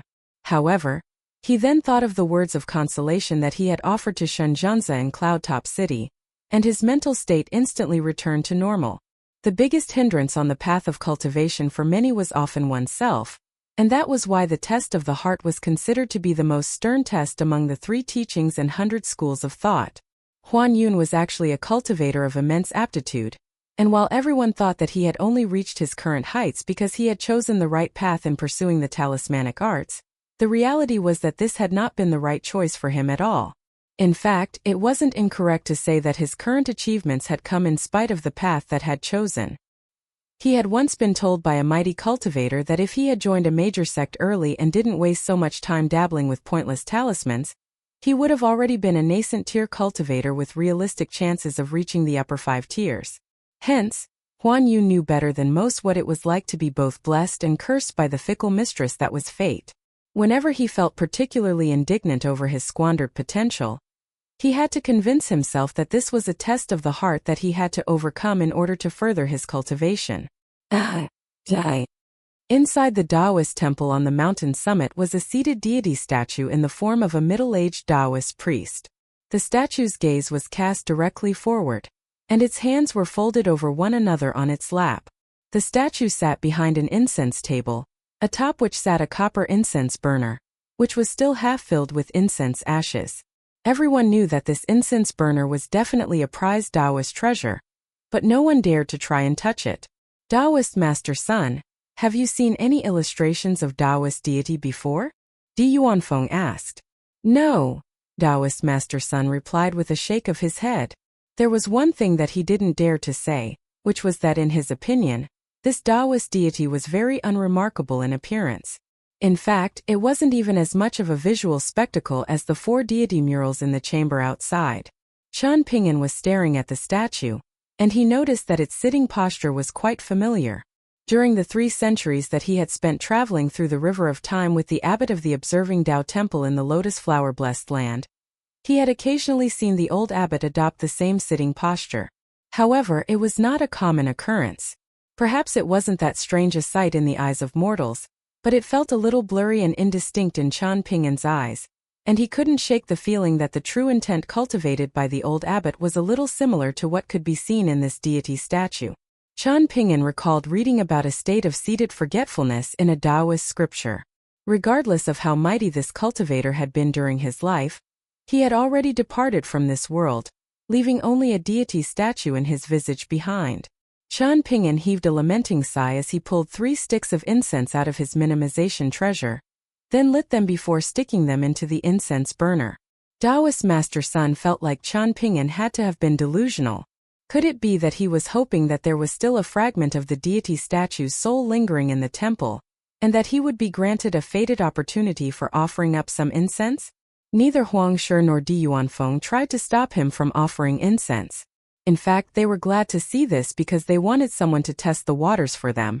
They were definitely going to take the incense burner with them, but they were apprehensive about the dangers that it could pose, so they were glad to see Qian Pingyan make the first move to determine if the incense burner did indeed pose any threats. The 3 sticks of incense slowly burned down into extinguished stubs, and nothing happened the entire time. Feng smiled as he said, "Brother Huang obtained a Tao robe earlier, while I obtained those 2 accessories, so who should the incense burner go to now? Taoist Master Sun or Brother Qian?" "I'll pass," Qian Pingyan said with a smile. "There are so many buildings on the mountain, and once we split up, there will be plenty of looting to be done for all of us, so if Taoist Master Sun wants this incense burner, then he can have it." "I'm willing to exchange that Tao robe for this incense burner," Huang Shi offered. Taoist Master Sun seemed very reluctant to accept the trade, but he still acquiesced in the end. Huang Shi tossed out the Tao robe, then tucked the incense burner into his bag. After that, he pulled out all of the worthless clothes, containers, and other miscellaneous items from his huge bag before casually discarding them. He then tore the piece of cloth into 2 and tossed one half to Feng, so he could fashion it into a cloth bag of his own. After taking a glance at the expectant look on Taoist Master Sun's face, he said, "You're wearing such a large Taoist robe. Can't you just take it off and make it into a bag?" An enlightened look appeared on Taoist Master Sun's face, and he was ecstatic to have received such a great idea. After that, the 4 of them split up to search for treasures on their own in the Taoist temple. Feng found a pristine white cushion, while Taoist Master Sun had torn down several pieces of golden fabric of some unknown material. Huang Shi speculated that the deity statue had to have been harboring some secrets, so he smashed the statues to bits with one punch, but there was nothing inside. At the time, Qian Pingyan had been crouched down on the ground, tapping on the bricks, which were all laden with moisture. He had been given a massive fright by the unexpected commotion of the deity statue being shattered, and he looked up at Huang Shi, who flashed him a grin. Taoist Master Sun was also given a huge fright, while Feng merely took a glance at the shattered deity statue fragments on the ground, then quickly lost interest and turned his gaze away as if they were nothing more than worthless scraps of painted wood. The 4 men made their way out of the Taoist temple together, and Taoist Master Sun had only just stepped over the doorstep when a string of explosions rang out from around his waist. The string of treasure pagoda bells had exploded without any warning. "We're doomed," Taoist Master Sun howled. "Our acts of blasphemy must have enraged that Taoist deity." Huang Shi and Di Yuan Feng exchanged a glance with each other, then split up without any hesitation and made their way down the mountain in search of more treasures. After a brief hesitation, Taoist Master Sun chose not to follow Di Yuan Feng. Instead, he ran after Huang Shi while calling out for the latter to wait for him. Before long, the Taoist temple behind the four of them collapsed violently, sending an enormous cloud of dust rising up into the sky. Chen Ping'an didn't immediately descend the mountain to search for treasures as the other three did. Instead, he began picking up some things that the three of them had left behind, such as the glazed green tiles that were too heavy and took up too much space, as well as the bricks on the ground that were imbued with abundant water fortune. Aside from the cloth bag that he had slung across his chest, he also had his pocket treasure and minimization treasures to provide storage space, and it worked out perfectly that he had offloaded much of his inventory into the Pai Fu shop on the Spring Dew Gardens Old Locust Street. However, what he truly wanted to gather was the shattered wooden fragments of the deity statue that Huang Shi had smashed to bits. He began picking up everything amid the wreckage of the Taoist temple in an unhurried manner, starting off with the glazed roof tiles, which he stored away in his minimization treasure. At the same time, he was constantly tossing debris onto the plaza to expose the wooden fragments of the deity statue and more glazed roof tiles. It was said that the colored glazed pagoda of White Emperor City had layers upon layers of specially crafted green glazed tiles piled upon its roof, and that those tens of thousands glazed tiles reflected the clouds up above to form a resplendent green sea that was spectacular to behold. After gathering all of the deity statue fragments, Chen Ping'an also collected 120 glazed roof tiles, at which point a peculiar look appeared on his face. He looked up to discover that the wreckage of the Taoist temple seemed to have been transferred by him from its original spot onto the White Jade Plaza. The bricks on the ground that were imbued with water fortune also presented quite a dilemma to Chen Ping'an. If he wanted to collect all of the bricks and the glazed roof tiles, he wouldn't have enough storage space even if he had several more minimization treasures up his sleeve. However, that wasn't what Chen Ping'an was feeling conflicted about. Instead, his dilemma arose from all of the old items in his minimization treasure that were completely worthless and only took up space. If one were to compare them with these bricks that were laden with water fortune or all of the treasures in the other buildings on this mountain, then the difference would be akin to that of night and day. Chen Ping'an crouched down on the spot with his hands tucked up their opposite sleeves, then raised his head and began stroking the stubble on his chin. After some contemplation, he decided to keep everything in his minimization treasure, and simply pick up as many bricks and roof tiles on top of them. Finally, he lit 3 more sticks of incense before sticking them into a gap between 2 bricks at the original site of the Taoist temple. After the sticks of incense had completely burned out, he gently blew the ashes away. As opposed to picking and choosing bricks from different places, Chen Ping'an had dug up the bricks in uniform rows before erasing any traces that would indicate that something had been dug up here. He ended up making use of his pocket treasure as well, and in conjunction with his minimization treasure, he was able to store a total of over 30 bricks. After a brief hesitation, he picked up 1 more brick and 2 more glazed tiles before tucking them into the bag slung across his chest. The increased weight of the bag gave him a sense of reassurance and groundedness, a feeling that he enjoyed. So he stuck 2 more bricks into his bag, and only then did he begin to descend from the mountain summit. He was going to check on Taoist Master Sun, who, in his eyes, was the most kind-hearted of his 3 companions. By Chen Ping'an's estimates, once Taoist Master Sun found a prized treasure that Huang Shi desired, it would be time for the former to die. Prior to running off in pursuit of Huang Shi, Taoist Master Sun had issued Chen Ping'an a warning through his mind's lake. Make sure to be wary of Qin Jun. In fact, I suggest you don't appear before either him or Huang Shi again. Grab some treasures and get as far away from this place as you can. Your life is worth more than any treasure. Chen Ping'an felt like this warning from Taoist Master Sun deserved some reciprocation. In any case, the haul that Chen Ping'an had made thus far was already far beyond anything that he could have possibly imagined, and these were the type of spoils that would be sure to bring a wide grin to his face whenever he thought of them in the future. Hence, he could treat the rest of his time in this immortal abode as a sightseeing trip. If he were to come across more fine treasures, then that would naturally be best, but even if he didn't, he was already more than satisfied. However, the inexplicable explosion of Taoist Master Sun's treasure pagoda bells was very strange. Then again, given how strange this immortal abode was, the explosion of the bells hardly even felt like a surprise. Just now, Qian Ping'an had ignited another yang energy illumination talisman, but once again, not even the slightest bit of baleful qi was revealed. It seemed that he would have no choice but to adapt as the situation unfolded. As the old adage went, one often meets their destiny on the path they take to avoid it, so it was best for him to simply go with the flow and deal with whatever came his way. Qian Ping'an skirted around the mountainous ruins of the Taoist temple on the White Jade Plaza. He had picked through the wreckage extremely meticulously, so he definitely wouldn't have missed anything. Even if he had, there was no point in thinking about it. He stood at the top of the steps and cast his gaze into the distance. Finally, a second group had arrived. Compared with how sneaky the first group had been, this group was far more open and blatant. It was the group led by Zhang Qing and Bai Bai. Qian Ping'an had already plastered a steel-carrying talisman to his own body, and he flew down the mountain like a gliding bird. Taoist Master Sun and Huang Shi had reaped some decent spoils together. The two of them were each acting on their own, but there was never too large a gap between them. Taoist Master Sun was afraid that with his paltry cultivation base, he would be as good as dead if he strayed too far away from Huang Shi, and found himself in a perilous situation. Huang Shi was also happy to keep Taoist Master Sun close as he didn't want the latter to discover some prized treasures before sneaking away. At the moment, Taoist Master Sun was situated in a two-story pavilion.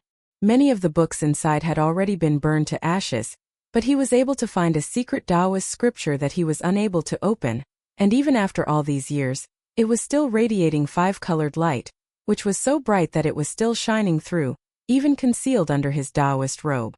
Taoist Master Sun was unable to recognize even a single one of the ancient golden characters on the scripture's cover, which was no surprise, considering it was generally the case that only official immortals from sects with long heritages were familiar with these ancient scripts that were already long lost to time. After reconvening with Huang Shi, Taoist Master Sun was feeling a little awkward and apprehensive, worried that the secret scripture that he had just obtained would land him in hot water.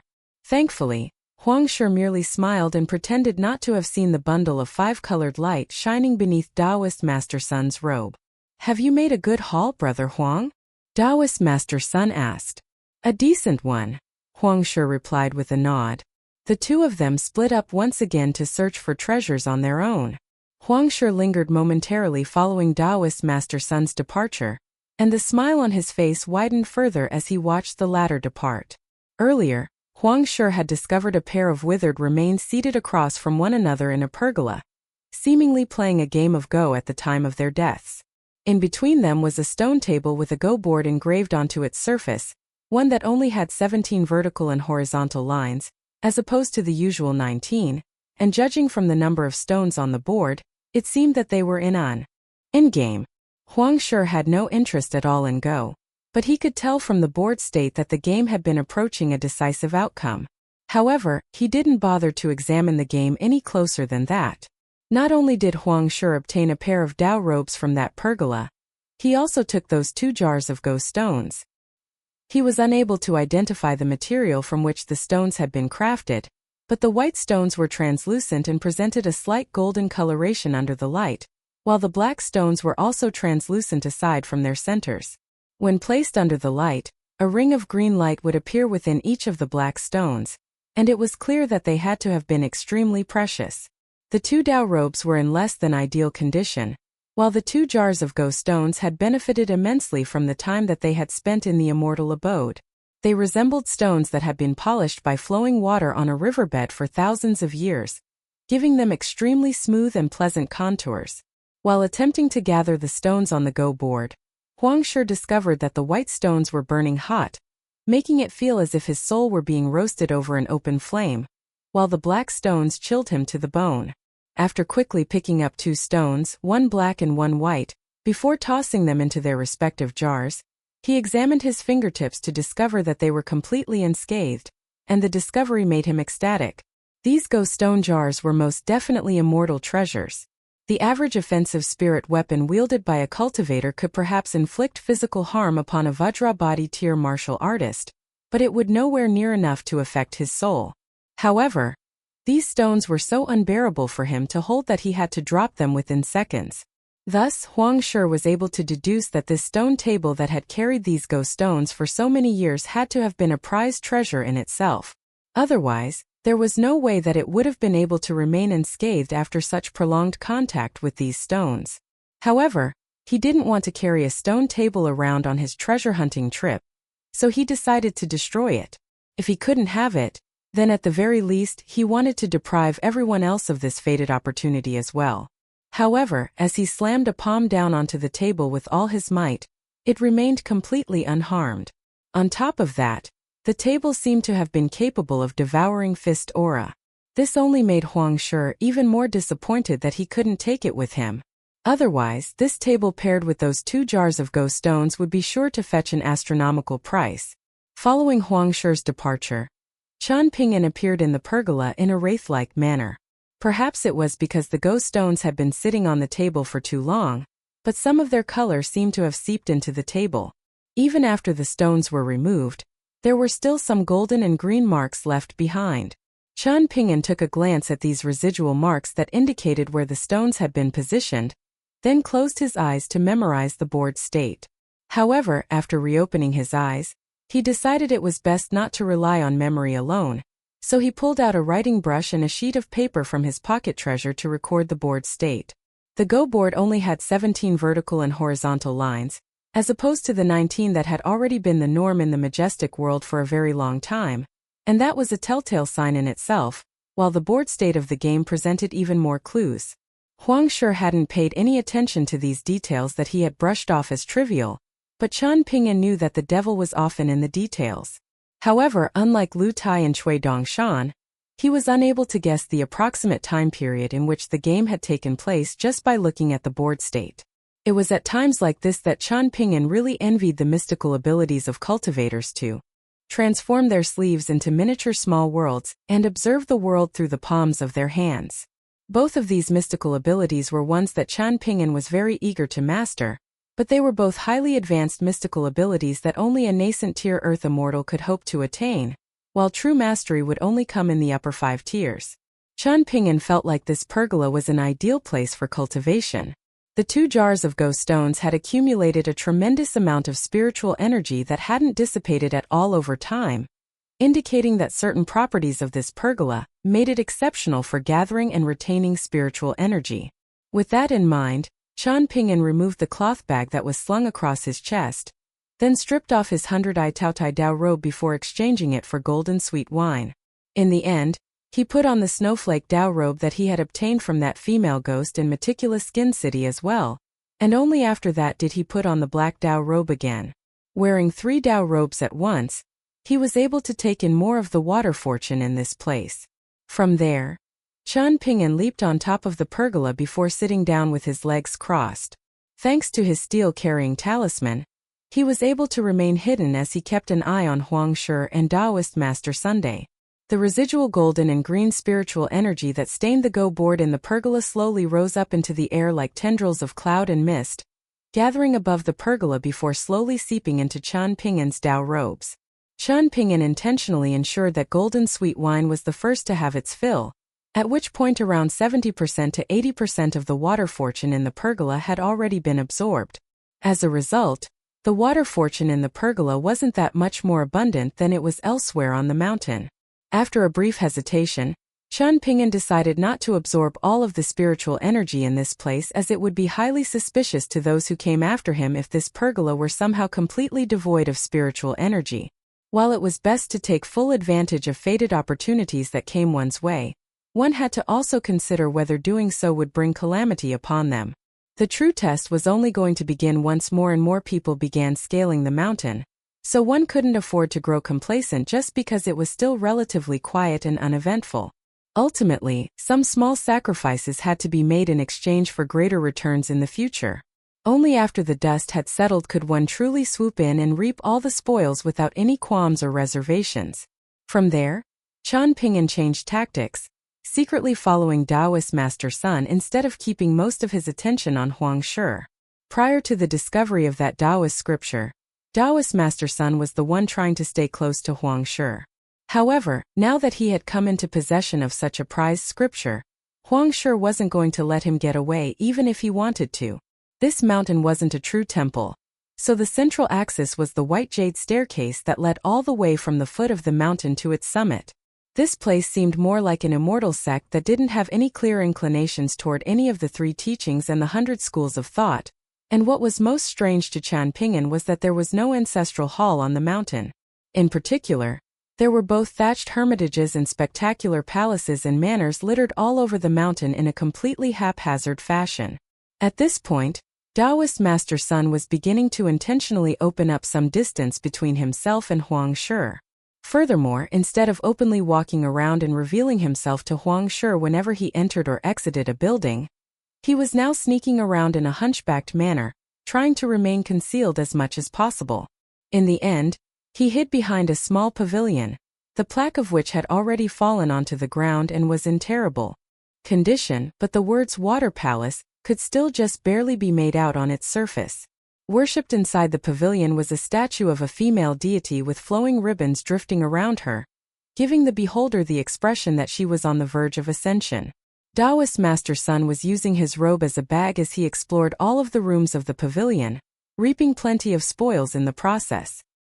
He didn't discriminate at all, taking everything that hadn't been reduced to ashes, whether it be trinkets of different sizes, antiques, pieces of artwork and calligraphy, or scholastic supplies. Everything was stuffed in his makeshift bag, which he carried on his back, and even the Tao robe that he had obtained from Huang Shi in exchange for that incense burner had been fashioned into a back that was slung diagonally across his shoulder.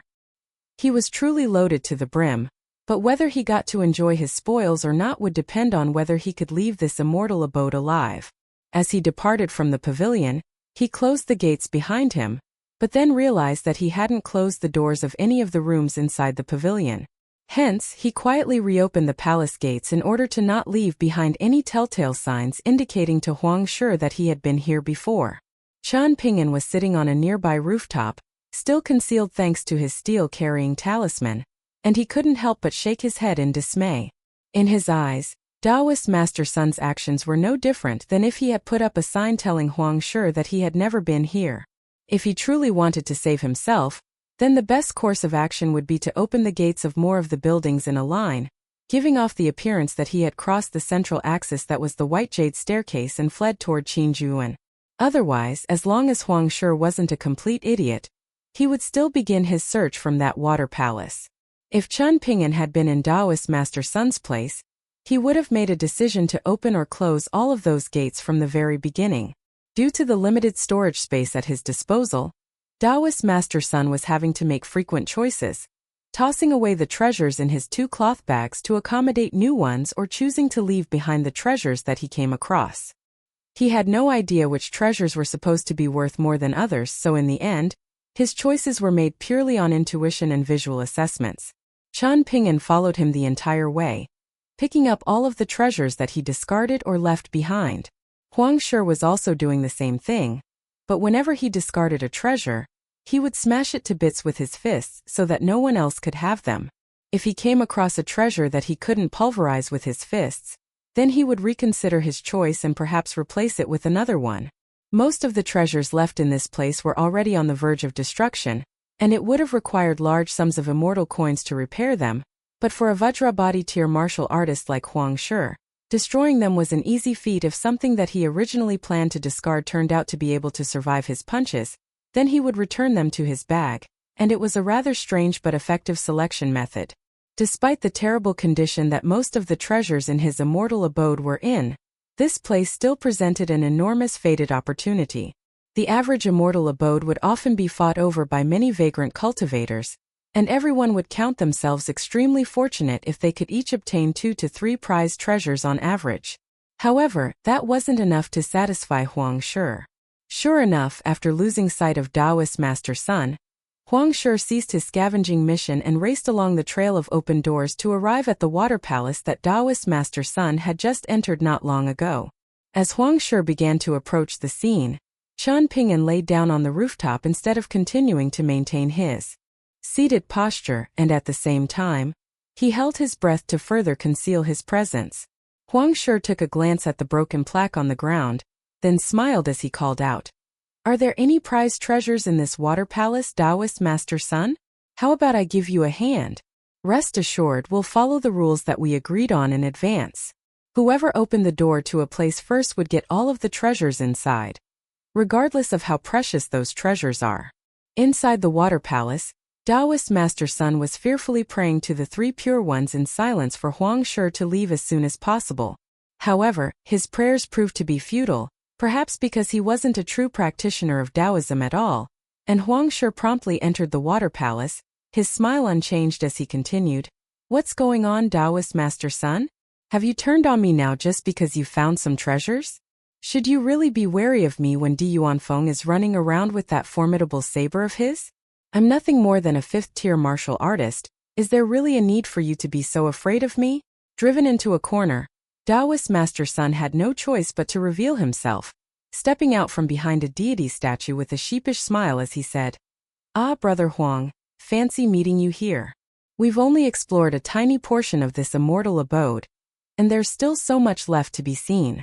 Setting aside everything else, we discovered back on the mountain summit that there were some exceptional sights and scenes to be taken in on the back of the mountain. So why have you already discarded that cloth bag fashion from the Dao robe I gave you earlier? If I didn't know any better, I'd say you were trying to hide the bag from me and come back to retrieve it later," Huang Shi jibed. Taoist Master Sun could only return to his hiding spot behind the deity statue to retrieve the cloth bag that he had set down onto the ground just now. He slung the bag back over his shoulder, and sweat was beginning to bead up on his forehead as he proposed, "Brother Huang, let's join forces to protect ourselves against Feng. If we turn on each other now, Feng would be the sole beneficiary to our conflict. How about you let me take a look at the glowing scripture you have tucked under your robes?" Huang Shi asked. "You have to be satisfied with what you already have, Brother Huang," Taoist Master Sun wailed. "You already have that incense burner. And this scripture that I came across is a Taoist scripture, so it won't be of any use to you anyway." "I'll be the judge of that," Huang Shi said with a smile. Taoist Master Sun's expression darkened slightly as he took a more defiant approach, threatening, "I suggest you don't underestimate me, Huang Shi. I am a C observation tier cultivator adept in close quarters combat, so don't think that you can just bend me to your will as you please." "I'm relieved to hear that you're only at the C observation tier," Huang Shi said. "I know that your trump card was those shattered treasure pagoda bells, which are a set of defensive treasures. Unfortunately, you can no longer benefit from their protection. Outside of that, you also possess an offensive bonded item, but are you aware that I'm actually a 6th-tier martial artist? I could beat you to death with ease and take everything that you have." "You're a 6th-tier martial artist?" Taoist Master Sun exclaimed in astonishment. However, a cold sneer then appeared on his face as he scoffed, "Anyone can make up lies about their cultivation base. What if I were to tell you that I'm a golden core tier earth immortal? What then?" Huang Shi's patience was running thin, and he was just about to put an end to Taoist Master Sun's life when the sound of footsteps rang out from outside the water palace. Huang Shi turned around to discover Chuan Ping'an stepping into the water palace. He took a glance at the bag slung across Chuan Ping'an's chest and quickly determined that it seemed to have been filled with only some glazed roof tiles and bricks from the Taoist temple. Does he have terrible luck? Or is he simply too much of a coward? He didn't find anything else after coming all this way? If that were truly the case, then Huang Shi felt like it was almost a waste of energy to put an end to the life of someone so pathetic. Taoist Master Sun was both elated and exasperated to see Chuan Ping'an. His exasperation naturally stemmed from the fact that Chuan Ping'an hadn't heeded his advice to get far away from this place, but at this point it seemed that they would just have to join forces to oppose Huang Shi together. If Huang Shi really were a 6th-tier martial artist as he proclaimed, then neither of them would have any chance against him on their own. After spotting the paltry spoils that Chuan Ping'an had stuffed into his cloth bag, Taoist Master Sun decided that he would gift Chuan Ping'an a few of his treasures that didn't appear to have been worth very much once they escaped from Huang Shi. Chuan Ping'an wiped the sweat off his forehead as he said, "I've been looking all over for the two of you. Earlier I was running over the rooftops trying to see where you two had gone, but instead of spotting either of you, I saw two more groups of people scaling the mountain, so I hurriedly concealed myself. One of the two groups consisted of two people, a young man and a young woman, both of whom looked like their official immortals, and they were both wearing Dao robes. The second group is Zhan Qing's group of 5 people. One of them is stationed at the arched bridge at the foot of the mountain, while another one rushed straight to the Taoist temple on the mountain summit, and the other 3 slowly began searching their way up the mountain. Clearly, they're trying to prevent us from escaping via the arched bridge, and at this rate, we'll end up in a direct confrontation against them sooner or later. What should we do?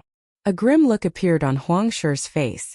Those 2 pure martial artists that they had encountered in that dilapidated pergola from earlier were clearly both at the Vajrabadi tier, and it would take him everything he had just to take on those 2. If he had to deal with the other 3 as well, then he didn't think he had any chances of being able to escape with his spoils. Hence, it seemed that he couldn't afford to kill Qian Ping'an and Taoist Master Sun for now. With that in mind, he smiled and said, "I was joking around just now, Taoist Master Sunday. Please don't take it to heart. I think it's best to make less of these hurtful jokes going forward, Brother Huang." Taoist Master grumbled. A hint of anger flared up in Huang Shi's heart, and he was almost unable to suppress the urge to kill Taoist Master Sun on the spot. In any case, a vagrant cultivator who was supposedly adept in close-quarters combat was nowhere near as useful to him as Qian Ping'an, who excelled in long-range combat thanks to his mastery in the talismanic arts. He was confident that he could win over Qian Ping'an by killing Taoist Master Sun, and temporarily giving all of the latter's treasures to the former for safekeeping. All of a sudden, Taoist Master Sun asked, "Would you be able to give me a few of your offensive talismans, Brother Qian?" "I can sell a few to you," Qian Ping'an replied with a smile. Taoist Master Sun was rendered speechless. Huang Shi's brows furrowed slightly before unfurrowing just as quickly. He had almost forgotten that Taoist Master Sun was a half-assed Taoist cultivator. His skills in inscribing talismans were perhaps lacking, but it certainly wasn't a difficult task for him to wield talismans. However, this wasn't a piece of bad news. With Taoist Master Sun and Qian Ping'an both wielding offensive talismans, they would perfectly complement Huang Shi and Diyuan Feng, and the 4 of them would be a formidable force to be reckoned with.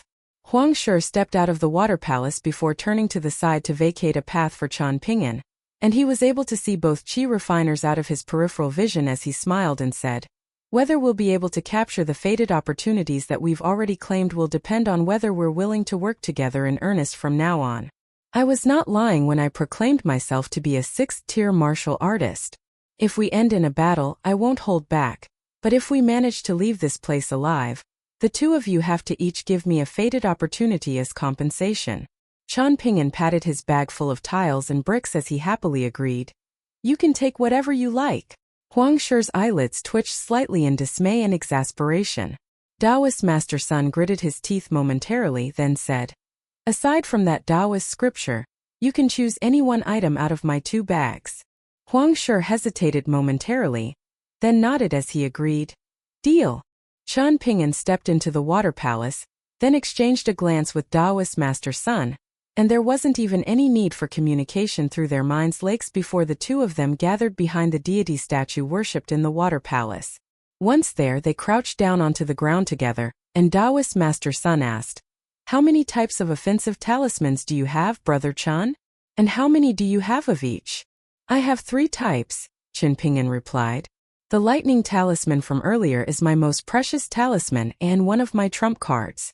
It's called the 5 Lightning Righteous Talisman.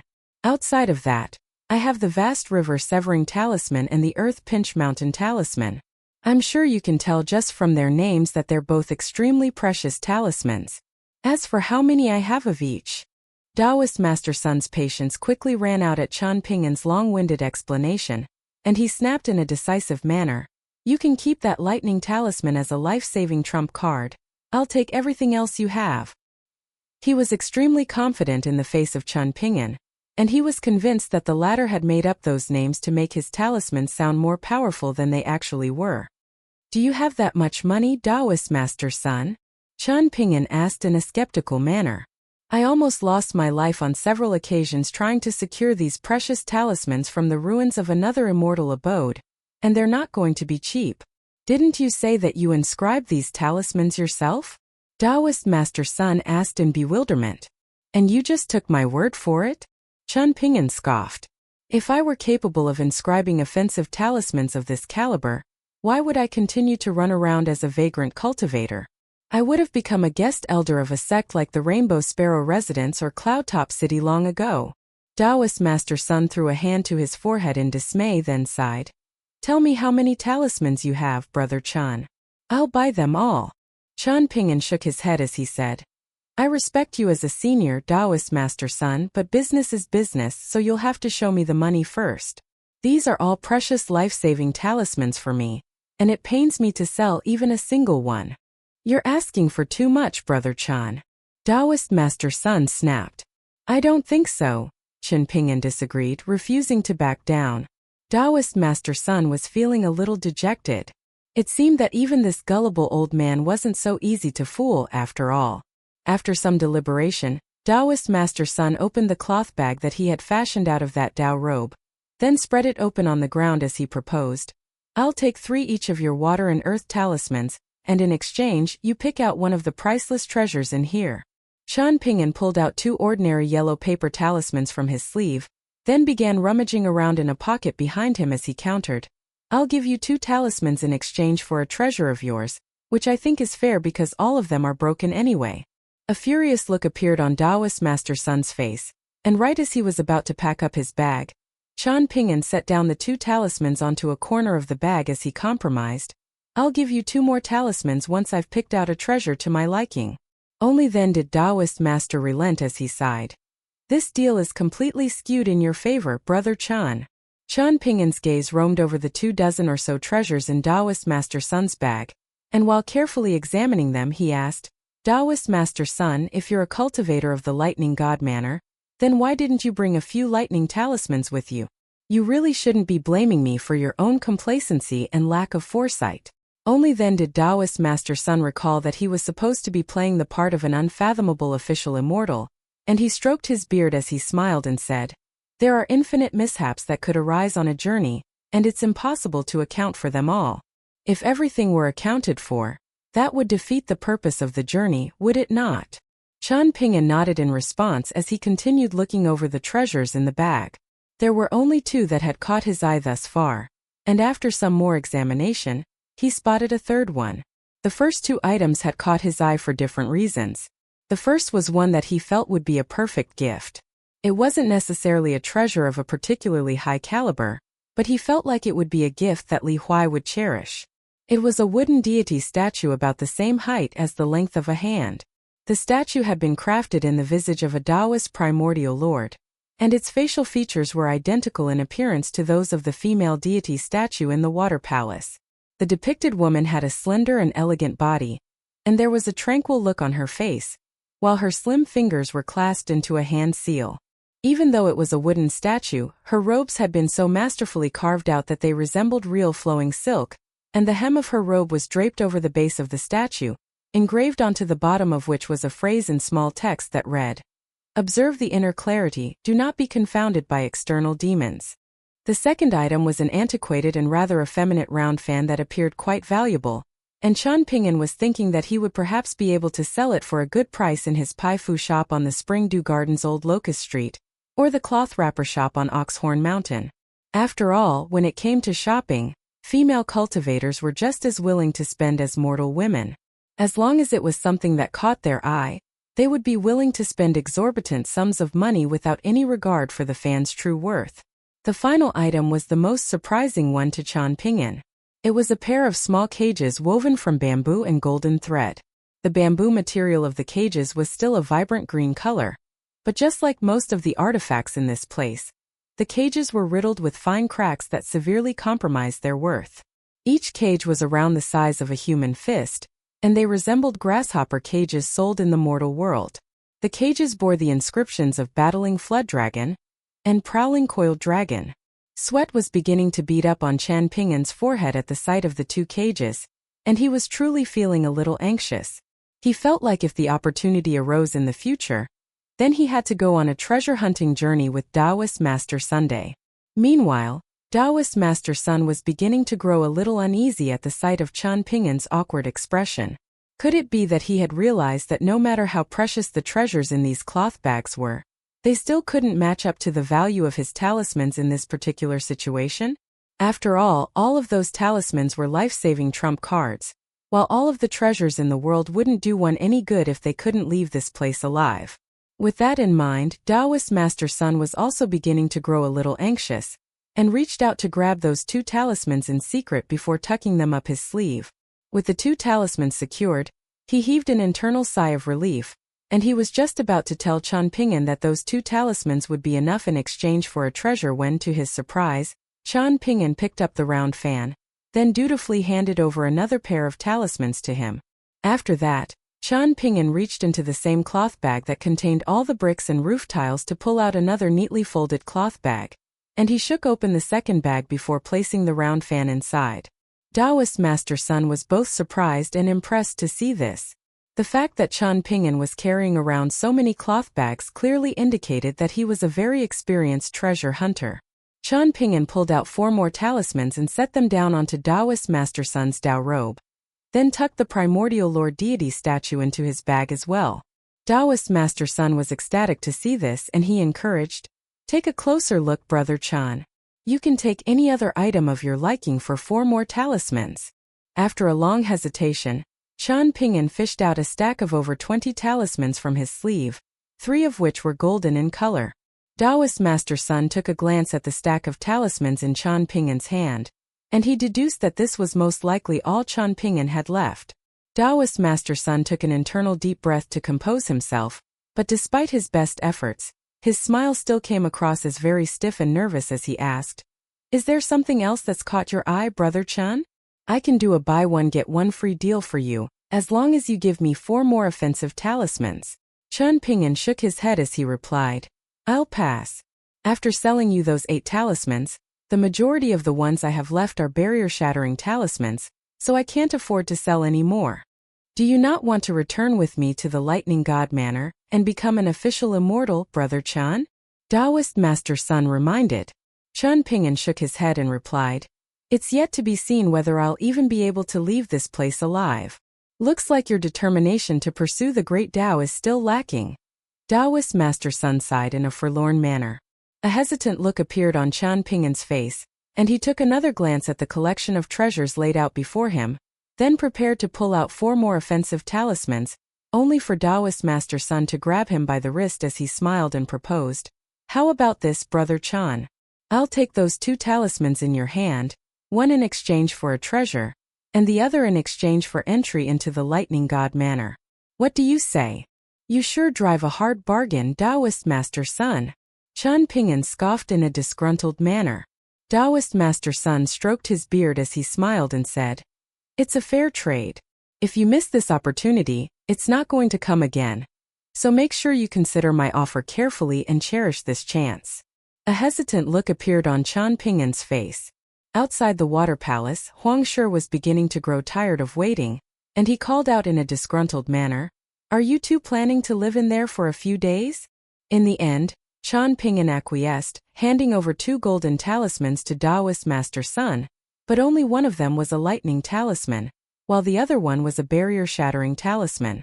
However, Taoist Master Sun didn't try to press the issue, merely throwing a jab at Qian Ping'an for being an unscrupulous businessman. There was only 1 golden talisman left in the stack, and Taoist Master Sun presumed that it was most likely an offensive talisman that Qian Ping'an was keeping for himself. However, he didn't insist that Qian Ping'an hand it over. After all, he had to leave Qian Ping'an with at least 1 final life-saving trump card. At the same time, Taoist Master Sun became even more convinced that Qian Ping'an really wasn't a Taoist cultivator adept in the talismanic arts. Qian Ping'an took the pair of woven bamboo cages, the value of which Taoist Master Sun was completely oblivious to, and he was just about to reach out for another item, but Taoist Master Sun was already packing up his treasures as he smiled and said, "The 2 cages count as 2 items." Before Qian Ping'an had a chance to argue, Taoist Master Sun had already packed up his bag and slung it across his chest. Qian Ping'an turned so that his back was facing Taoist Master Sun, then stowed the 3 items into his minimization treasure in secret. In order to make space for those 3 items, he had to pull out several bricks and roof tiles, and he stuffed those into his new makeshift cloth bag, then slung both bags across his chest in a crisscross formation. As the 2 of them emerged from the water palace, Huang Shi declared with a grim expression, "I can hear sounds of battle taking place on the other side of the steps, but I don't know who's fighting." At the moment there were 3 groups of people on the mountain, and Qian Ping'an's group of 4 was most likely the first to have entered this secret area. Huang Shi didn't know the origins of the pair of young official immortals in the second group, but seeing as it was a duo that consisted of a man and a woman, he presumed that they were most likely cultivators of Cloudtop City. After all, the Rainbow Sparrow residence was occupied exclusively by female cultivators. In his eyes, the third group was the most troublesome of the lot, so the best-case scenario would be if those 2 official immortals had gotten into a conflict with Zhang Qing's group. In contrast, it would be bad news if Di Yuanfeng had run into one of those 2 groups instead. Given how snide and conniving Di Yuanfeng was, if he were to find himself in danger, then he would be sure to try and divert the enemy toward Huang Shi.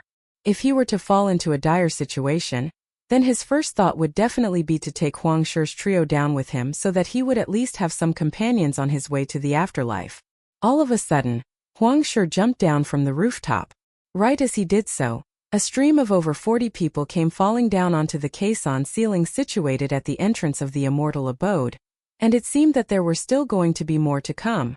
This abrupt turn of events caused a much more massive commotion than the battle taking place on the other side of the steps, and Huang Shi didn't know if this complication of the situation would be of benefit or detriment to him.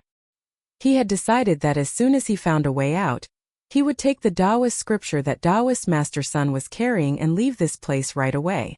As a pure martial artist, the abundant spiritual energy in this place didn't appeal to him at all, and he could hardly care less about what happened to everyone else in the immortal abode once he was gone. "Let's go around to the back of the mountain instead of going up the steps," Huang Shi suggested. "We're not going to wait for young Master Qin?" Qian Ping'an asked. Taoist Master Sun heaved an internal sigh at Qian Ping'an's naivete. During the course of the transaction that had taken place between them in the water palace, Taoist Master Sun was able to tell that while Qian Ping'an appeared careful and cautious on the surface, he was actually very fickle and clueless. "You can go fetch young Master Qin while Taoist Master Sun and I wait here," Huang Shi said with a smile. An awkward look appeared on Qian Ping'an's face, and he spoke no further on the matter. "Try to speak as little as possible from now on, Brother Qian," Taoist Master Sun cautioned through his mind's lake. "We are in a place that's rife with fated opportunities, and it's every man for himself in here. Our top priority is to gather as many treasures as we can and leave this place alive, so don't do anything unnecessary. Perhaps young Master Qin has already stumbled upon a massive fated opportunity elsewhere, and he may not even want to see you. I know you want to seek him out of the kindness of your heart, but that'll only put you in unnecessary danger, and it may not even be a gesture that young Master Qin appreciates. Your experience and steadfast nature as an official immortal truly shines through in moments like these, Taoist Master Sun," Qian Ping'an replied with a smile. Ideally, Qian Ping'an wanted to find someone that had entered the immortal abode after his group to verify the rate of passage of time in this small world. If it wouldn't delay his journey along the Great River, then he would stay in here for some time, trying to stay out of everyone's way while striving to cultivate and fill his water palace and mountain shrine with as much water fortune spiritual energy from the bricks in the Taoist temple as possible. As a third-tier qi refiner, the storage capacities of his water palace and mountain shrine were quite limited. As for his other acupoints, the presence of his pure true qi within them meant that they wouldn't be able to retain much spiritual energy at all. In fact, the capacity of all of his other acupoints combined most likely couldn't even compare with that of his 100-eye Tao Tai Dao robe alone. However, even if his water palace and mountain shrine were filled to the point of overflowing, that wouldn't be a concern as he could simply expend spiritual energy by inscribing talismans here. He could use the jar of the finest immortal sand from the Spring Dew Garden to inscribe talismans on golden talisman paper, and the more spiritual energy he expended, the better, as that would allow him to produce the talismans of the highest caliber. If his plan could come into fruition, then he could simultaneously cultivate, inscribe talismans and earn money, thereby killing 3 birds with 1 stone. In fact, He was even planning to use the vast abundance of spiritual energy in this place to try and open a third key acupoint in order to prepare an abode for his third 5-elemental bonded item. He had a feeling that his wood attribute bonded item was close within reach, so these preparations wouldn't be premature. Looking at this from another perspective, being trapped in a small world wasn't necessarily a bad thing for Qian Pingyan, as at the very least, it would sever his connection to He Xiaoyang, who was also on the northern complete reed continent. In the past, she had followed him into the malicious ghost valley of the Skeleton Shoal, and even gone to Skeleton Wall City to keep a close eye on him. After she was implicated by his heavenly tribulation transcendence, she was forced to sever that connection, and she had most likely fled into that small world in order to avoid being further implicated by Qian Pingyan. Hence, everything that he lost and gained in this small world would only impact him alone, and that was a good thing. Of course, in the worst-case scenario, he could simply slice open the boundaries of this small world with Sword Immortal and flee from any calamity that arose. Even if the glazed green tiles and the bricks from the Taoist temple were to be discounted, just those 2 woven bamboo cages were potentially a massive haul in themselves, because it was extremely likely that they were Dragon King baskets. Even though they were severely damaged and potentially only Dragon King baskets of the lowest caliber, it would still be worth spending the money to mend them so that they could be used to capture flood dragons. If that were the case, could he really leave Taoist Master Sun and go off on his own? Could he really abandon Taoist Master Sun with a clear conscience, just because he had given the latter those 2 golden talismans? Would it simply be easier for him to put an end to Huang Shi to ensure that Taoist Master Sun would be safe for now? Could he adopt an approach in which the ends justified the means, or were both important? Gukan didn't need to consider something like this, nor did Ma Kuxuan, nor did perhaps all of the vagrant cultivators under the heavens.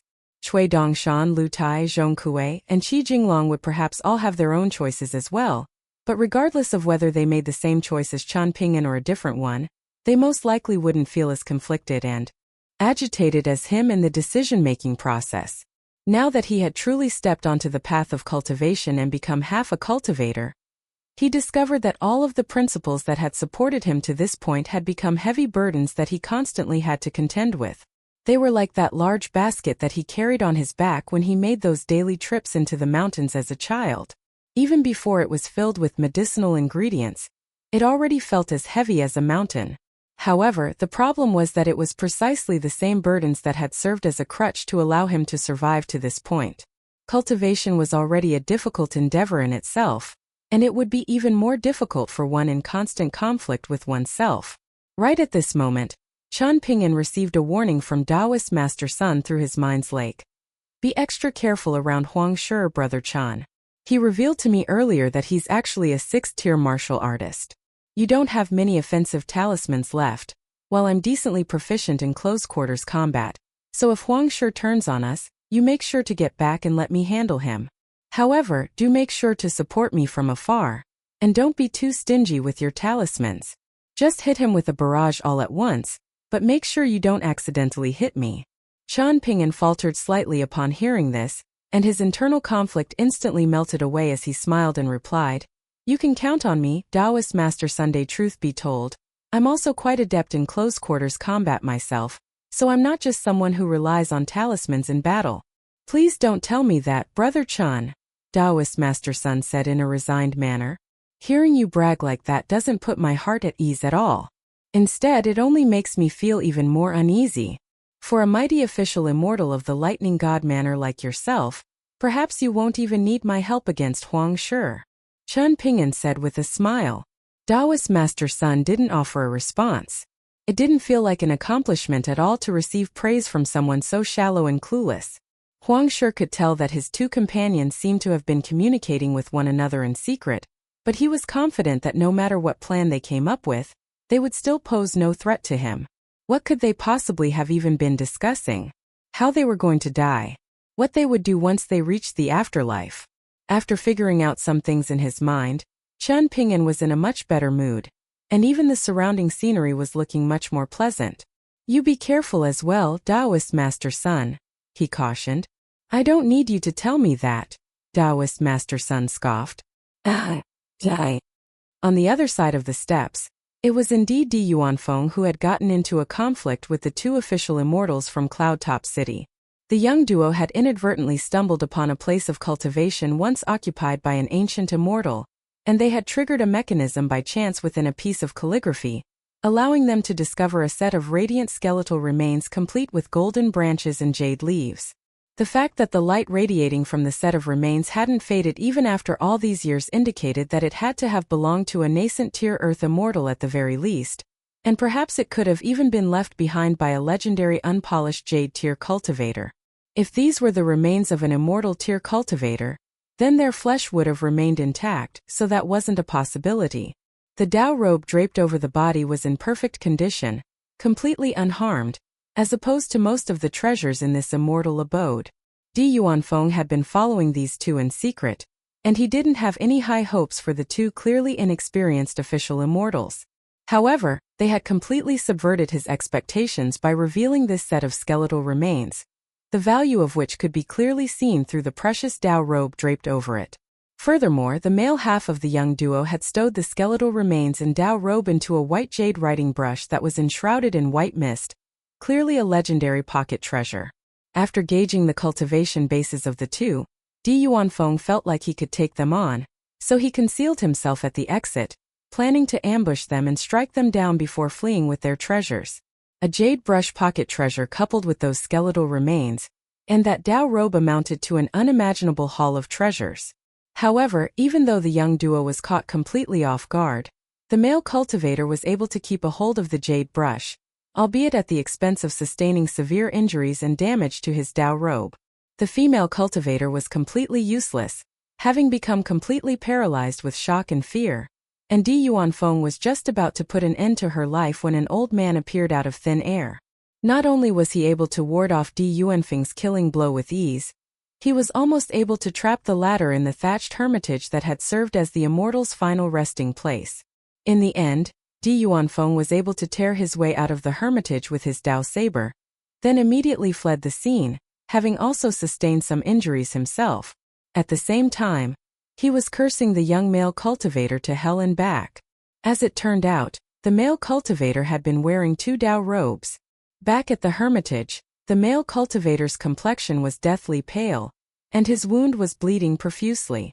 If he hadn't worn two Dao robes as a safety precaution, that saber strike would have been sure to put an end to his life. His female companion's heart ached at the sight of his terrible condition, and she was overcome by her resentment of the snide and devious Feng.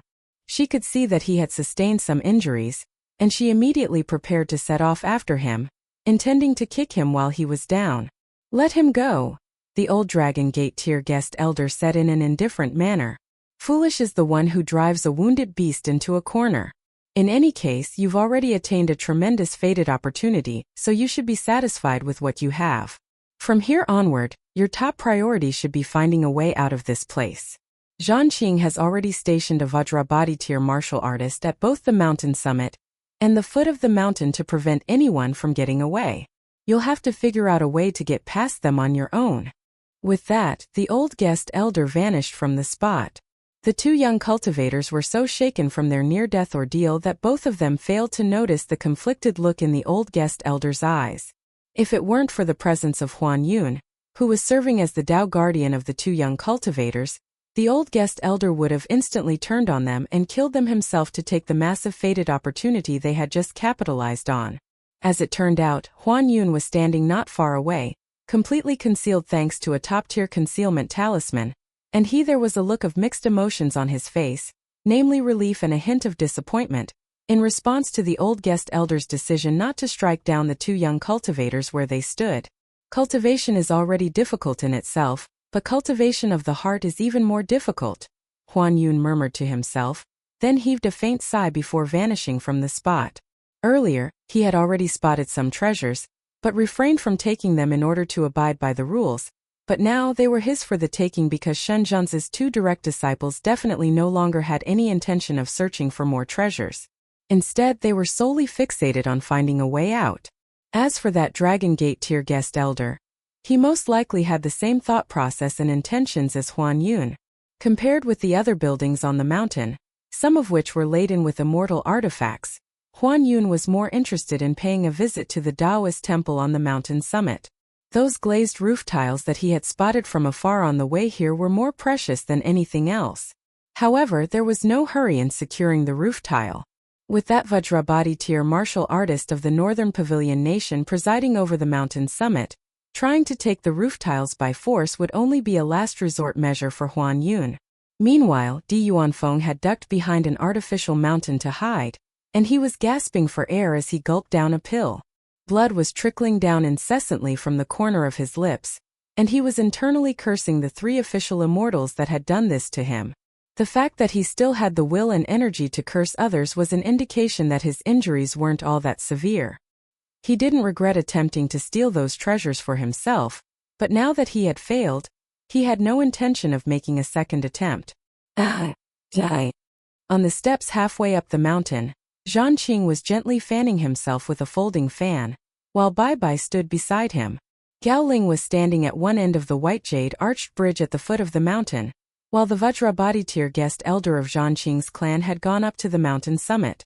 The final member of their 5-man group was an imperial guest elder of the sacred Lotus Nation that had come here with Bai Bai, and he had gone off to search for treasures with Bai Bai's approval. Zhanqing cast his gaze toward the phenomenon unfolding in the distance, and his brows furrowed slightly as he mused.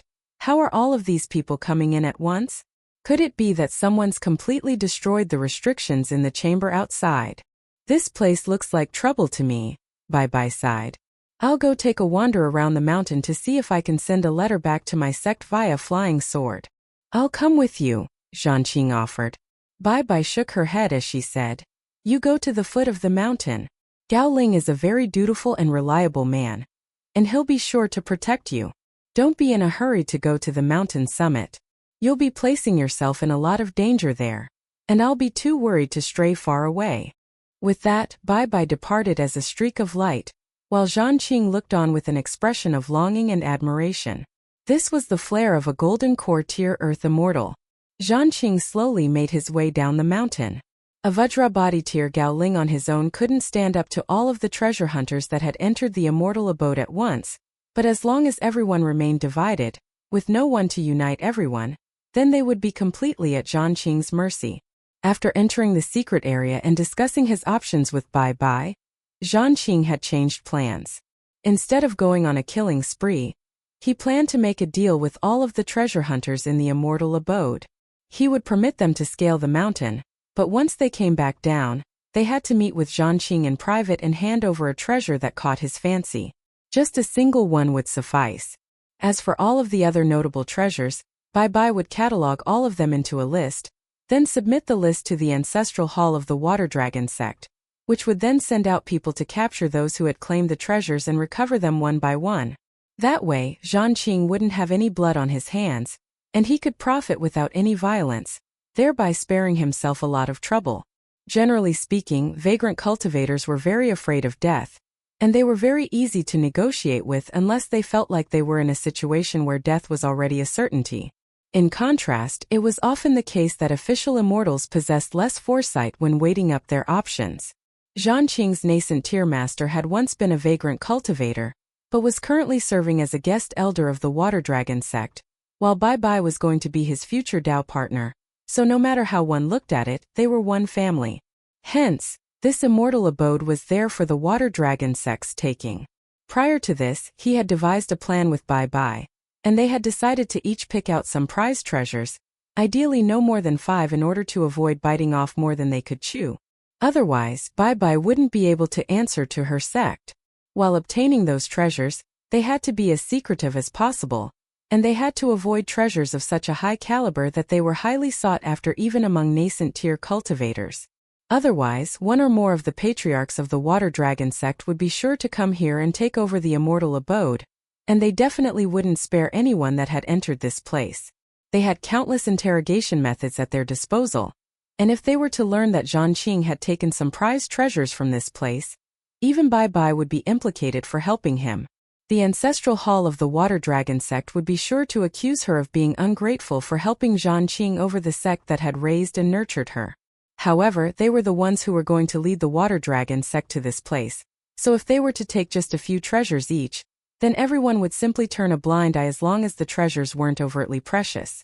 Of course, they also had their masters to thank. If it weren't for their master and disciple ties with two of the sect's nascent tier cultivators, they would receive no reward even for discovering this place. All official immortals were both protected and bound by the rules of their sections. Upon arriving at the foot of the mountain, Zhanqing revealed his plan to Gao Ling in an amicable fashion, and the latter raised no objections. He had recently received a promotion in the officialdom, and the imperial edict stipulating his promotion had arrived on the very same day that he escorted Bai Bai back to the capital.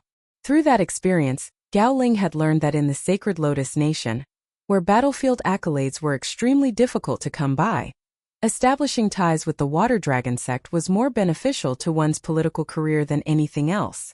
Standing on one end of the arched bridge, Zhanqing was gently tapping its railing with his folding fan, looking as handsome and dashing as ever. Meanwhile, Gao Ling was loudly declaring the rules to everyone near the arched bridge, and of course, no one raised any objections.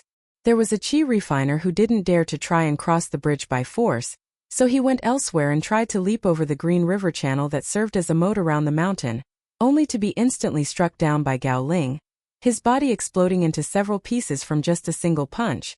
In order to set an example, Gao Ling hadn't held back much in that punch, and as a result, all of the cultivators present instantly realized that they were dealing with a Vajrabhati tier martial artist, with some of them even identifying him as the #1 general of the Sacred Lotus Nation. After that single punch, the commotion instantly died down, and even those who were talking were doing so in secret. Right at this moment, a hoarse voice rang out in everyone's minds lakes. "We have a massive numbers advantage here, so why don't we all join forces and kill these two? Then scale the mountain and plunder treasures as we please? Why do we have to allow these two to dictate terms? What if some of us are not so lucky and only end up securing one treasure? Does that mean we'll have to hand over our only treasure just to be able to leave? What gives him the right to demand this of us? If we don't unite now, we'll be completely at their mercy." Many people were tempted by this proposition. Two of the cultivators present were Rainbow Sparrow residence cultivators in disguise, and they exchanged a pleased smile with each other. The one who had just spoken directly into everyone's minds lakes was a direct disciple of their ancestral hall, whom they were serving as Tao guardians of. She was quite young, but she was already very cunning. The two Rainbow Sparrow residence cultivators were none other than residence head Sun Qing and disciplinary elder Wu Kun. Initially, the plan was for Wu Kun to serve as the sole Tao guardian, but Sun Qing was feeling very bored in the Rainbow Sparrow residence, so she decided to tag along. And she certainly wasn't expecting to stumble into such an enormous fated opportunity. Was that young Earth immortal from earlier Bai Bai of the Sacred Lotus Nation? Wu Kun asked through her mind's lake. So what if she is? Sun Qing sneered. If she dies in here, then she only has herself to blame for her own incompetence. The same applies to us too as well. There was a concerned look on Wu Kun's face as she mused. Don't you think it's too much of a coincidence that the restrictions in the chamber outside were blown open at a time like this, allowing so many people to come in at once? Sun Qing took a glance up at the sky, then replied in a composed manner. We're already here, so there's no use in weighing ourselves down with such concerns. Wu Kun heaved a forlorn sigh as she took a glance at the calm and steadfast young residence head beside her. No wonder she was the youngest Golden Core tier residence head in the history of the Rainbow Sparrow residence, while she was only a disciplinary elder despite being many years Sun Qing's senior. The people gathered near the bridge were beginning to grow quite rowdy, with many people hurling verbal threats and insults at Zhanqing and Gao Ling, saying that they would skin the two of them alive. However, Zhanqing remained completely unfazed, smiling widely as he opened his folding fan with a loud snap, then began fanning himself as he said, "You can come kill me if you want, but there's only one of me, so it's first come, first serve." Sun Qing smiled as she nudged Wu Kun with her elbow and said, "You make the first move. Otherwise, these people could stand here making empty threats for years." Wu Kun stepped forward, wearing both a veiled hat and an illusory disguise, and she emerged from the crowd before stepping onto the arched bridge, doing so at a leisurely pace. For this trip she was wearing two Tao robes. The one on the inside was a top-tier lustrous robe from the Rainbow Sparrow residence, while the outer one was a Tao robe that she had gotten someone to purchase from Cloudtop City in her stead. The outer Cloudtop City Tao robe obviously served as a disguise in itself, but it was not a very sophisticated disguise, and one would be a fool to believe that the fact that she was wearing a Cloudtop City Dao robe eliminated any possibility of her being a Rainbow Sparrow residence cultivator. As it turned out, Shen Zhen's two direct disciples had also adopted a similar plan, except they had Wu Kun's setup reversed, with a Cloudtop City Dao robe on the inside and a Rainbow Sparrow residence Dao robe on the outside. Even though Wu Kun was advancing quite slowly, the people that had begun shuffling along behind her were even slower. They were worried that if they advanced too quickly and got ahead of her, they would become the ones leading the charge, thereby placing them front and center before Gao Ling's fists. However, everyone's doubts about Wu Kun quickly evaporated before being replaced by a sense of excitement as she began to accelerate as she walked. By the end, she was practically flying over the ground while unleashing an offensive mystical technique with one hand. Gao Ling responded with 2 punches, one to break her mystical technique, while the other was intended to take her life. She was sent crashing back down to the opposite shore on the other side of the arched bridge, but she was incredibly tough and resilient, struggling to her feet in silence before making her way toward the bridge again. With her leading by example, everyone sprang into action without any further hesitation, letting loose loud roars to grant themselves courage as they stormed toward the bridge all at once. Zhan Qing was furious, and he was internally cursing the woman that had led the charge. Without any hesitation, then turned around and placed the tips of his thumb and index finger into his mouth before letting loose an almighty whistle. The Vajrabhati tier guest elder on the mountain summit raced down the mountain, then leaped high up into the air from the White Jade Plaza before crashing heavily down onto the staircase leading up the mountain. The people at the foot of the mountain were very intimidated to see that Zhan Qing had a second Vajrabhati tier martial artist at his disposal, and their conviction was shaken once again. Right at this moment, that same hoarse voice rang out in their minds once again, urging, "Kill the 2 at the bridge first.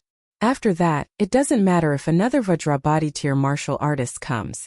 If we attack him all at once, he'll stand no chance at survival." A chaotic battle had already ensued at the foot of the mountain, while Bai Bai had flown to a boundary of the small world, and she was hovering high up in the air. Beyond the boundary was a seemingly boundless expanse of white mist, and she was unable to see anything regardless of what observation mystical abilities she employed. She slowly descended to the ground, then sent a stone flying into the white mist, and it vanished without a trace. After that, she tore up a large section of the earth before sending it flying into the mist, and it met the same fate as the stone. The unknown nature of this boundless sea of white mist made it even more disconcerting than a normal mountain and water restriction. On one occasion in the history of the Water Dragon sect, an unpolished Jade tier patriarch and a nascent tier cultivator had both perished in a secret area. And after the event, the Water Dragon sect wasn't even able to recover their remains. This was a very sobering thought for Bai Bai, and she felt like it was time for her to consider finding a way out. Prior to entering this secret area, she had regarded it as some paltry immortal abode that was hardly worthy of her interest, but she now knew that she had been completely incorrect in her assessment. The great river that ran straight through the center of the northern complete reed continent from east to west was the foundation of the Water Dragon sect, and the sect's all-important ancestral hall was once one of the 3 ancient temples situated on the bank of the great river. As for the other 2, one had been taken over by the Great Origin Empire and was regarded as the official temple of the Great River, while the final one was occupied for a long time by a sect that had since met its demise. Just like the Water Dragon sect, that sect had also made the temple its ancestral hall, but the temple was destroyed by a sect of swordsmen along with the sect during a battle between the 2 sections. This place was rather similar to the ancestral hall of the Water Dragon sect in some ways, and that was what had given Bai Bai the confidence to encourage Zhan Qing to take 4 treasures for himself. If this turned out to be the ruins of a temple situated on the bank of some ancient vast river, then she and Zhan Qing would have made an enormous contribution to the sect by discovering this place. However, for some reason, Bai Bai couldn't help but feel a little uneasy, and she was fearing the worst possible outcome, which went beyond just her own inability to leave this place. If she and Zhan Qing were trapped in here for too long, the Water Dragon sect would be sure to send people after them, and her biggest fear was that this place would become a new grave for the sect's most powerful cultivators. What if the sets of skeletal remains in this place actually belonged to treasure hunters that had previously ventured into this secret area, as opposed to the past inhabitants of this immortal abode? That would mean that this place was actually one massive trap that presented itself as a God-sent fated opportunity, only to serve as the final resting place for all those who tried to claim a piece of this tantalizing fated opportunity. Of course, that was only one possibility among many, but for some reason, Bai was unable to cast this harrowing possibility out of her mind. The more she tried to compose herself, the more unsettled she became, and she didn't dare to linger at the boundary of the small world any longer. She set off back to the mountain on the verge of panic, where she would reconvene with Zhan Qing and come up with a plan together. Following Bai's departure, a tall and imposing old man with a rather indistinct and ethereal body emerged from the white mist, and he smiled as he remarked to himself, 3 golden core tier cultivators, 2 Vajrabadi tier martial artists, and a rather strange little guy. That should be enough for a splendid meal. A streak of sword chi came racing down from the heavens, piercing straight through the top of the old man's head to scatter his ethereal body. However, the old man simply reappeared elsewhere, completely unharmed, and he smiled as he mused. We've already been neighbors here for so many years, yet your temper remains as fiery as ever. Why don't you settle down a little? With those accursed restrictions in place, I'm unable to refine this small world, but the roots of all of the mountains outside are connected to this place. You've been opposing me for all these years, but you can't do anything to me. All you can do is ensure that this place isn't lost for now. But your efforts will ultimately prove futile.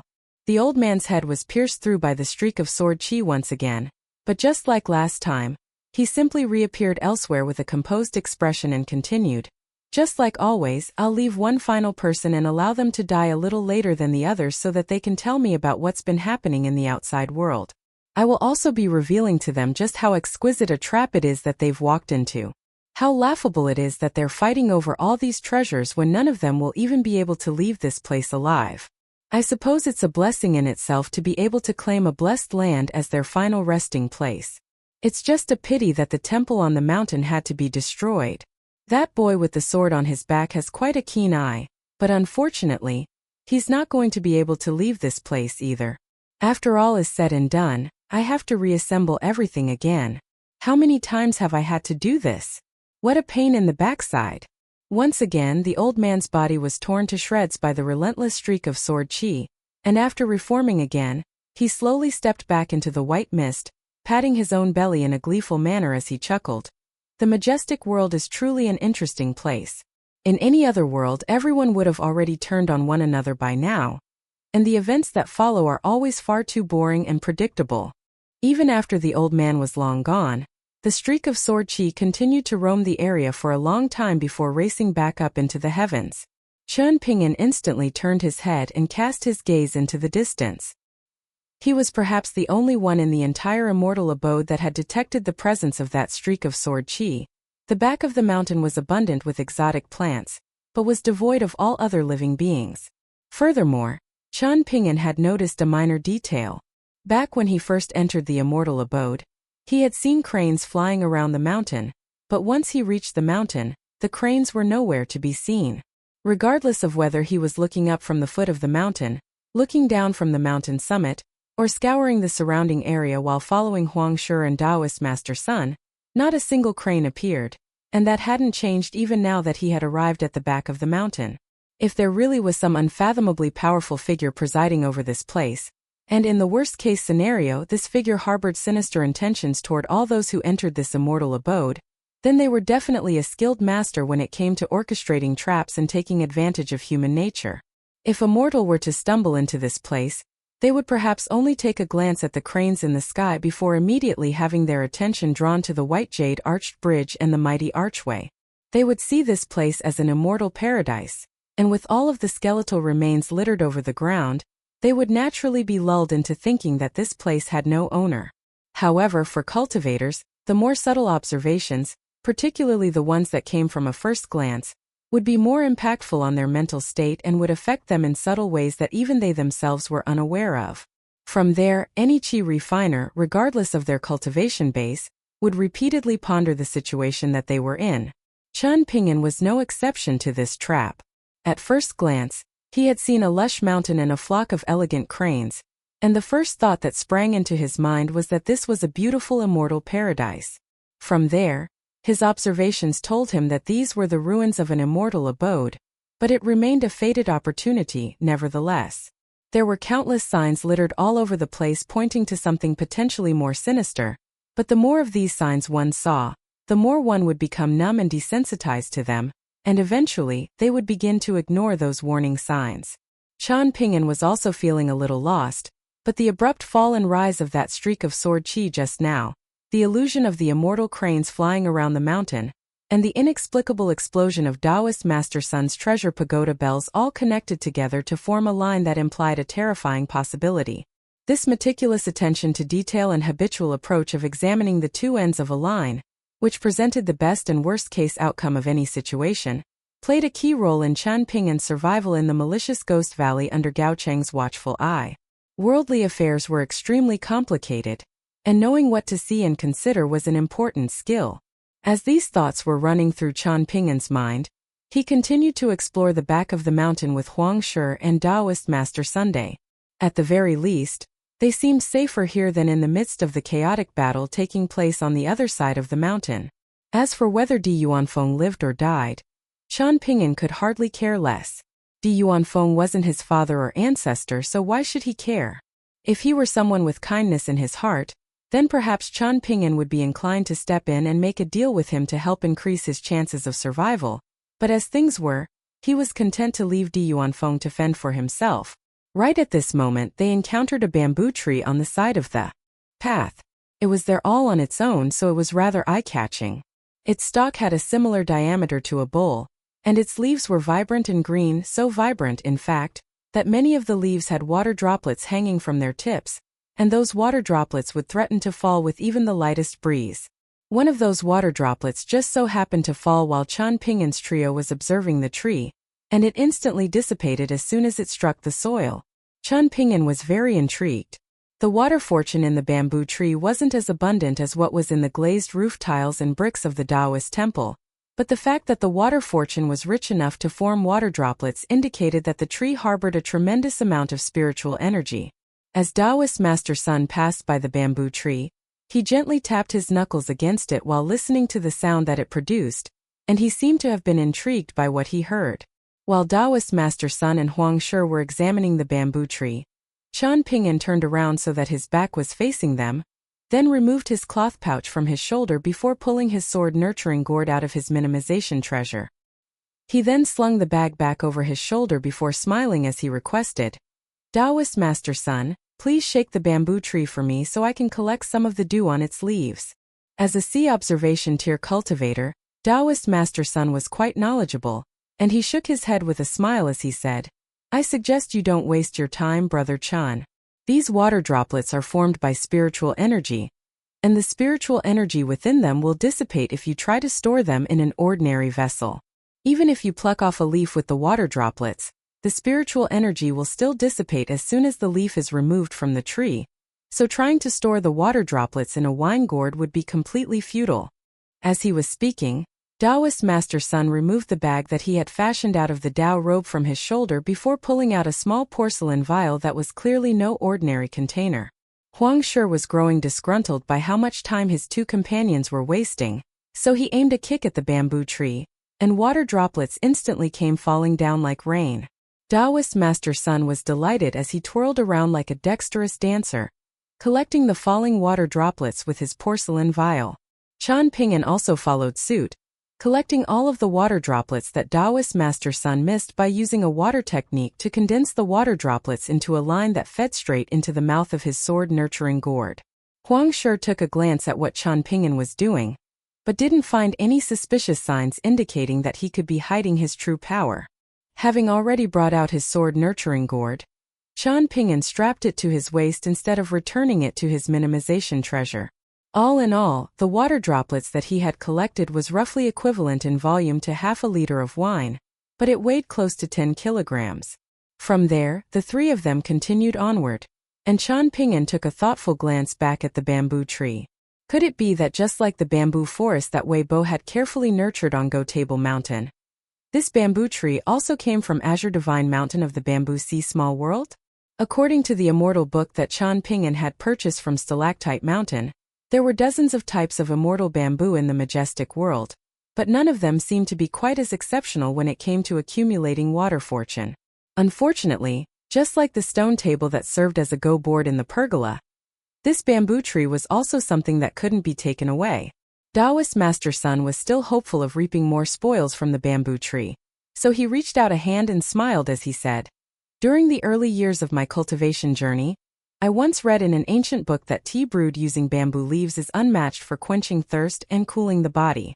Even in the height of summer, one only needs a handful of bamboo leaves and several lotus flower seeds to brew a pot of tea that would have them feeling as blissful as an immortal in the heavens." Chen Ping'an took a glance at Taoist Master Sun, then turned his gaze back to the bamboo tree, which hadn't reciprocated his praise at all. Taoist Master Sun withdrew his hand with an indifferent expression as he said, "Looks like it wasn't meant to be. This fated opportunity will just have to fall upon someone else." These bamboo leaves would be prized treasures for cultivators of the lower 5 tiers cultivating water techniques, potentially even something that can be refined into a bonded item for them, Huang Shi said.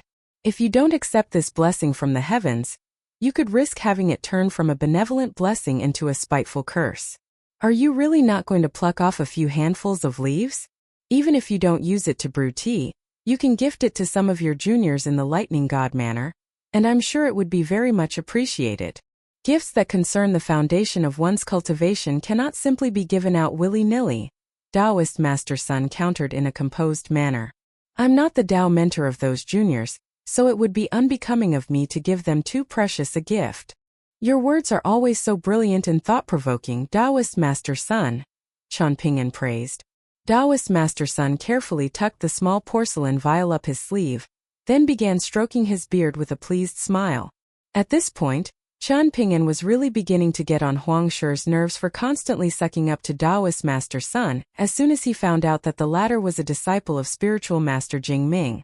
All of a sudden, Huang Shi charged toward Chen Ping'an at the speed of a Vajrabhati tier martial artist, but held back by restricting the power of his punch to just the 5th tier as he attacked Chen Ping'an without any warning. Chen Ping'an was instantly sent flying with a loud thump, and he was sent tumbling over the ground before struggling up into a seated position, seemingly completely dazed from the sneak attack.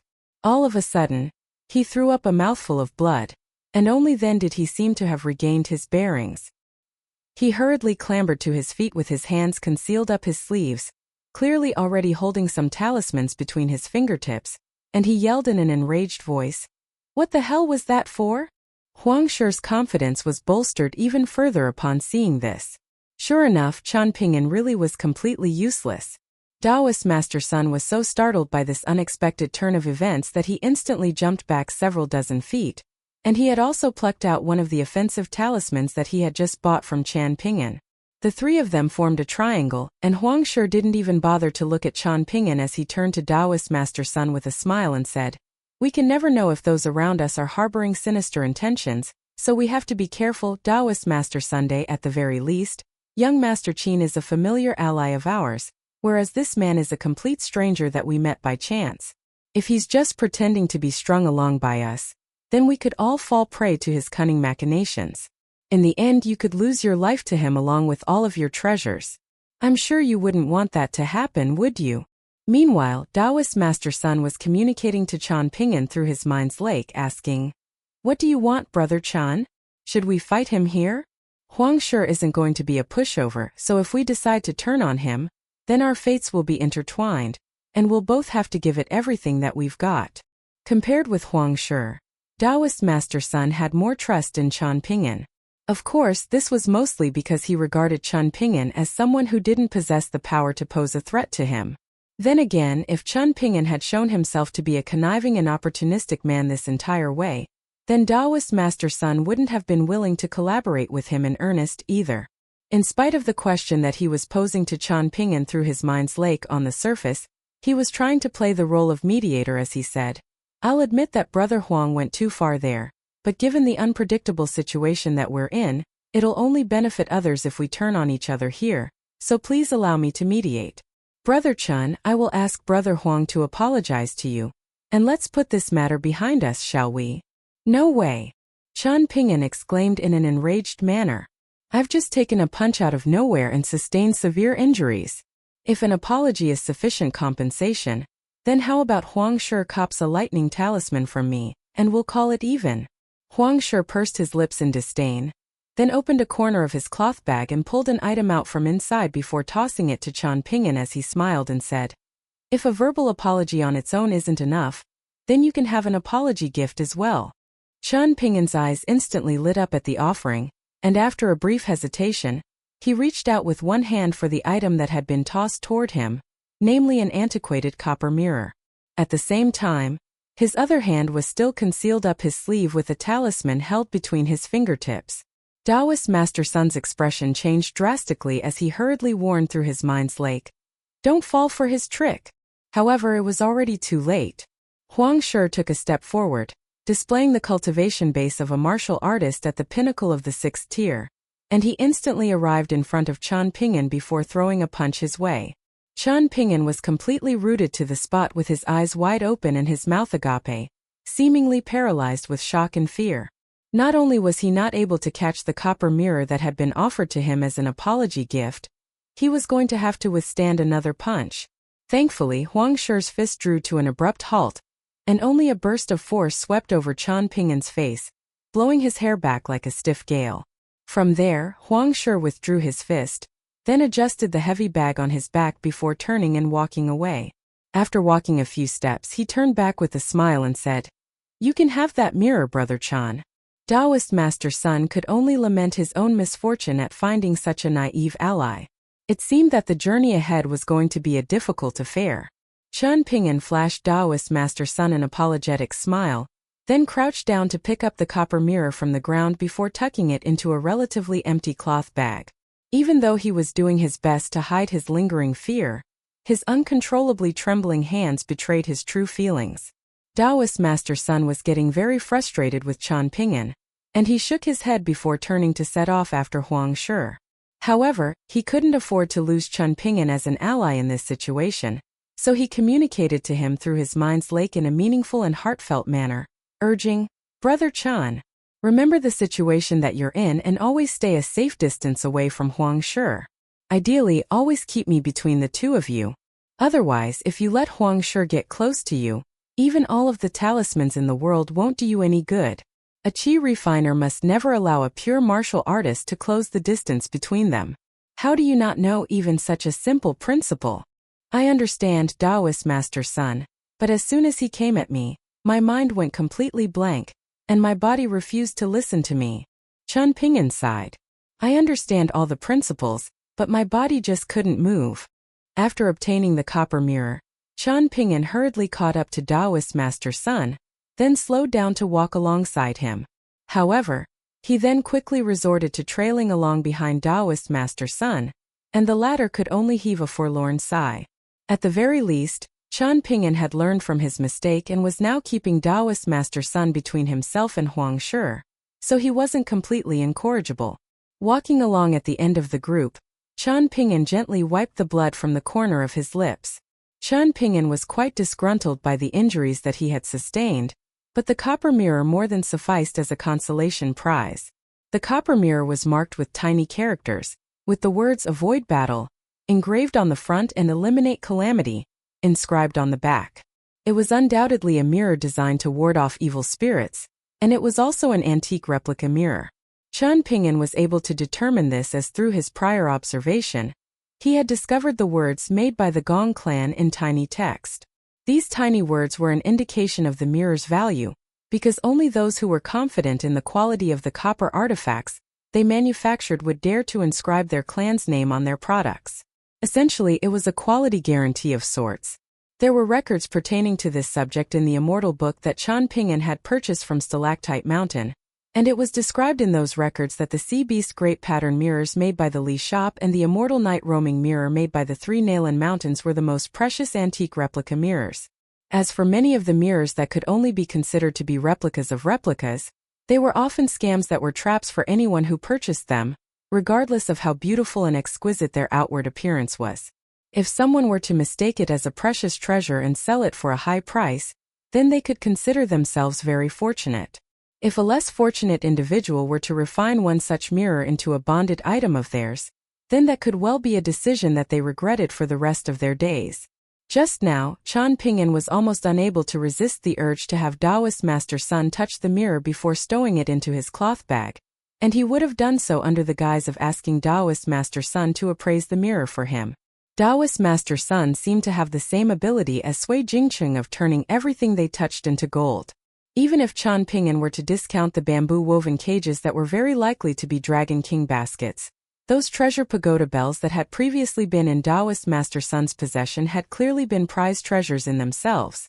Otherwise, they wouldn't have self-detonated to serve as a warning back on the mountain summit. There were far fewer buildings on the backside of the mountain than the front, only 3 in total, but they were all extremely majestic and imposing. The vegetation was also much sparser, meaning that there were fewer places to hide, and that allowed Qian Pingyan's trio to make their way down the mountain with some degree of confidence. With 3 buildings to be explored, the trio split up, with Huang Shi going to nearest cluster of buildings that all seemed to belong to a Taoist temple, while Taoist Master Sun made his way to a tall pavilion, leaving only a palace nearest to the foot of the mountain for Qian Pingyan. After parting ways with Taoist Master Sun, Qian Pingyan made his way down the mountain on his own at a very leisurely pace, as if he were on a sightseeing tour. He removed his sword-nurturing gourd from his waist before taking a swig of the bamboo leaf spirit water, and it was truly a delightful beverage.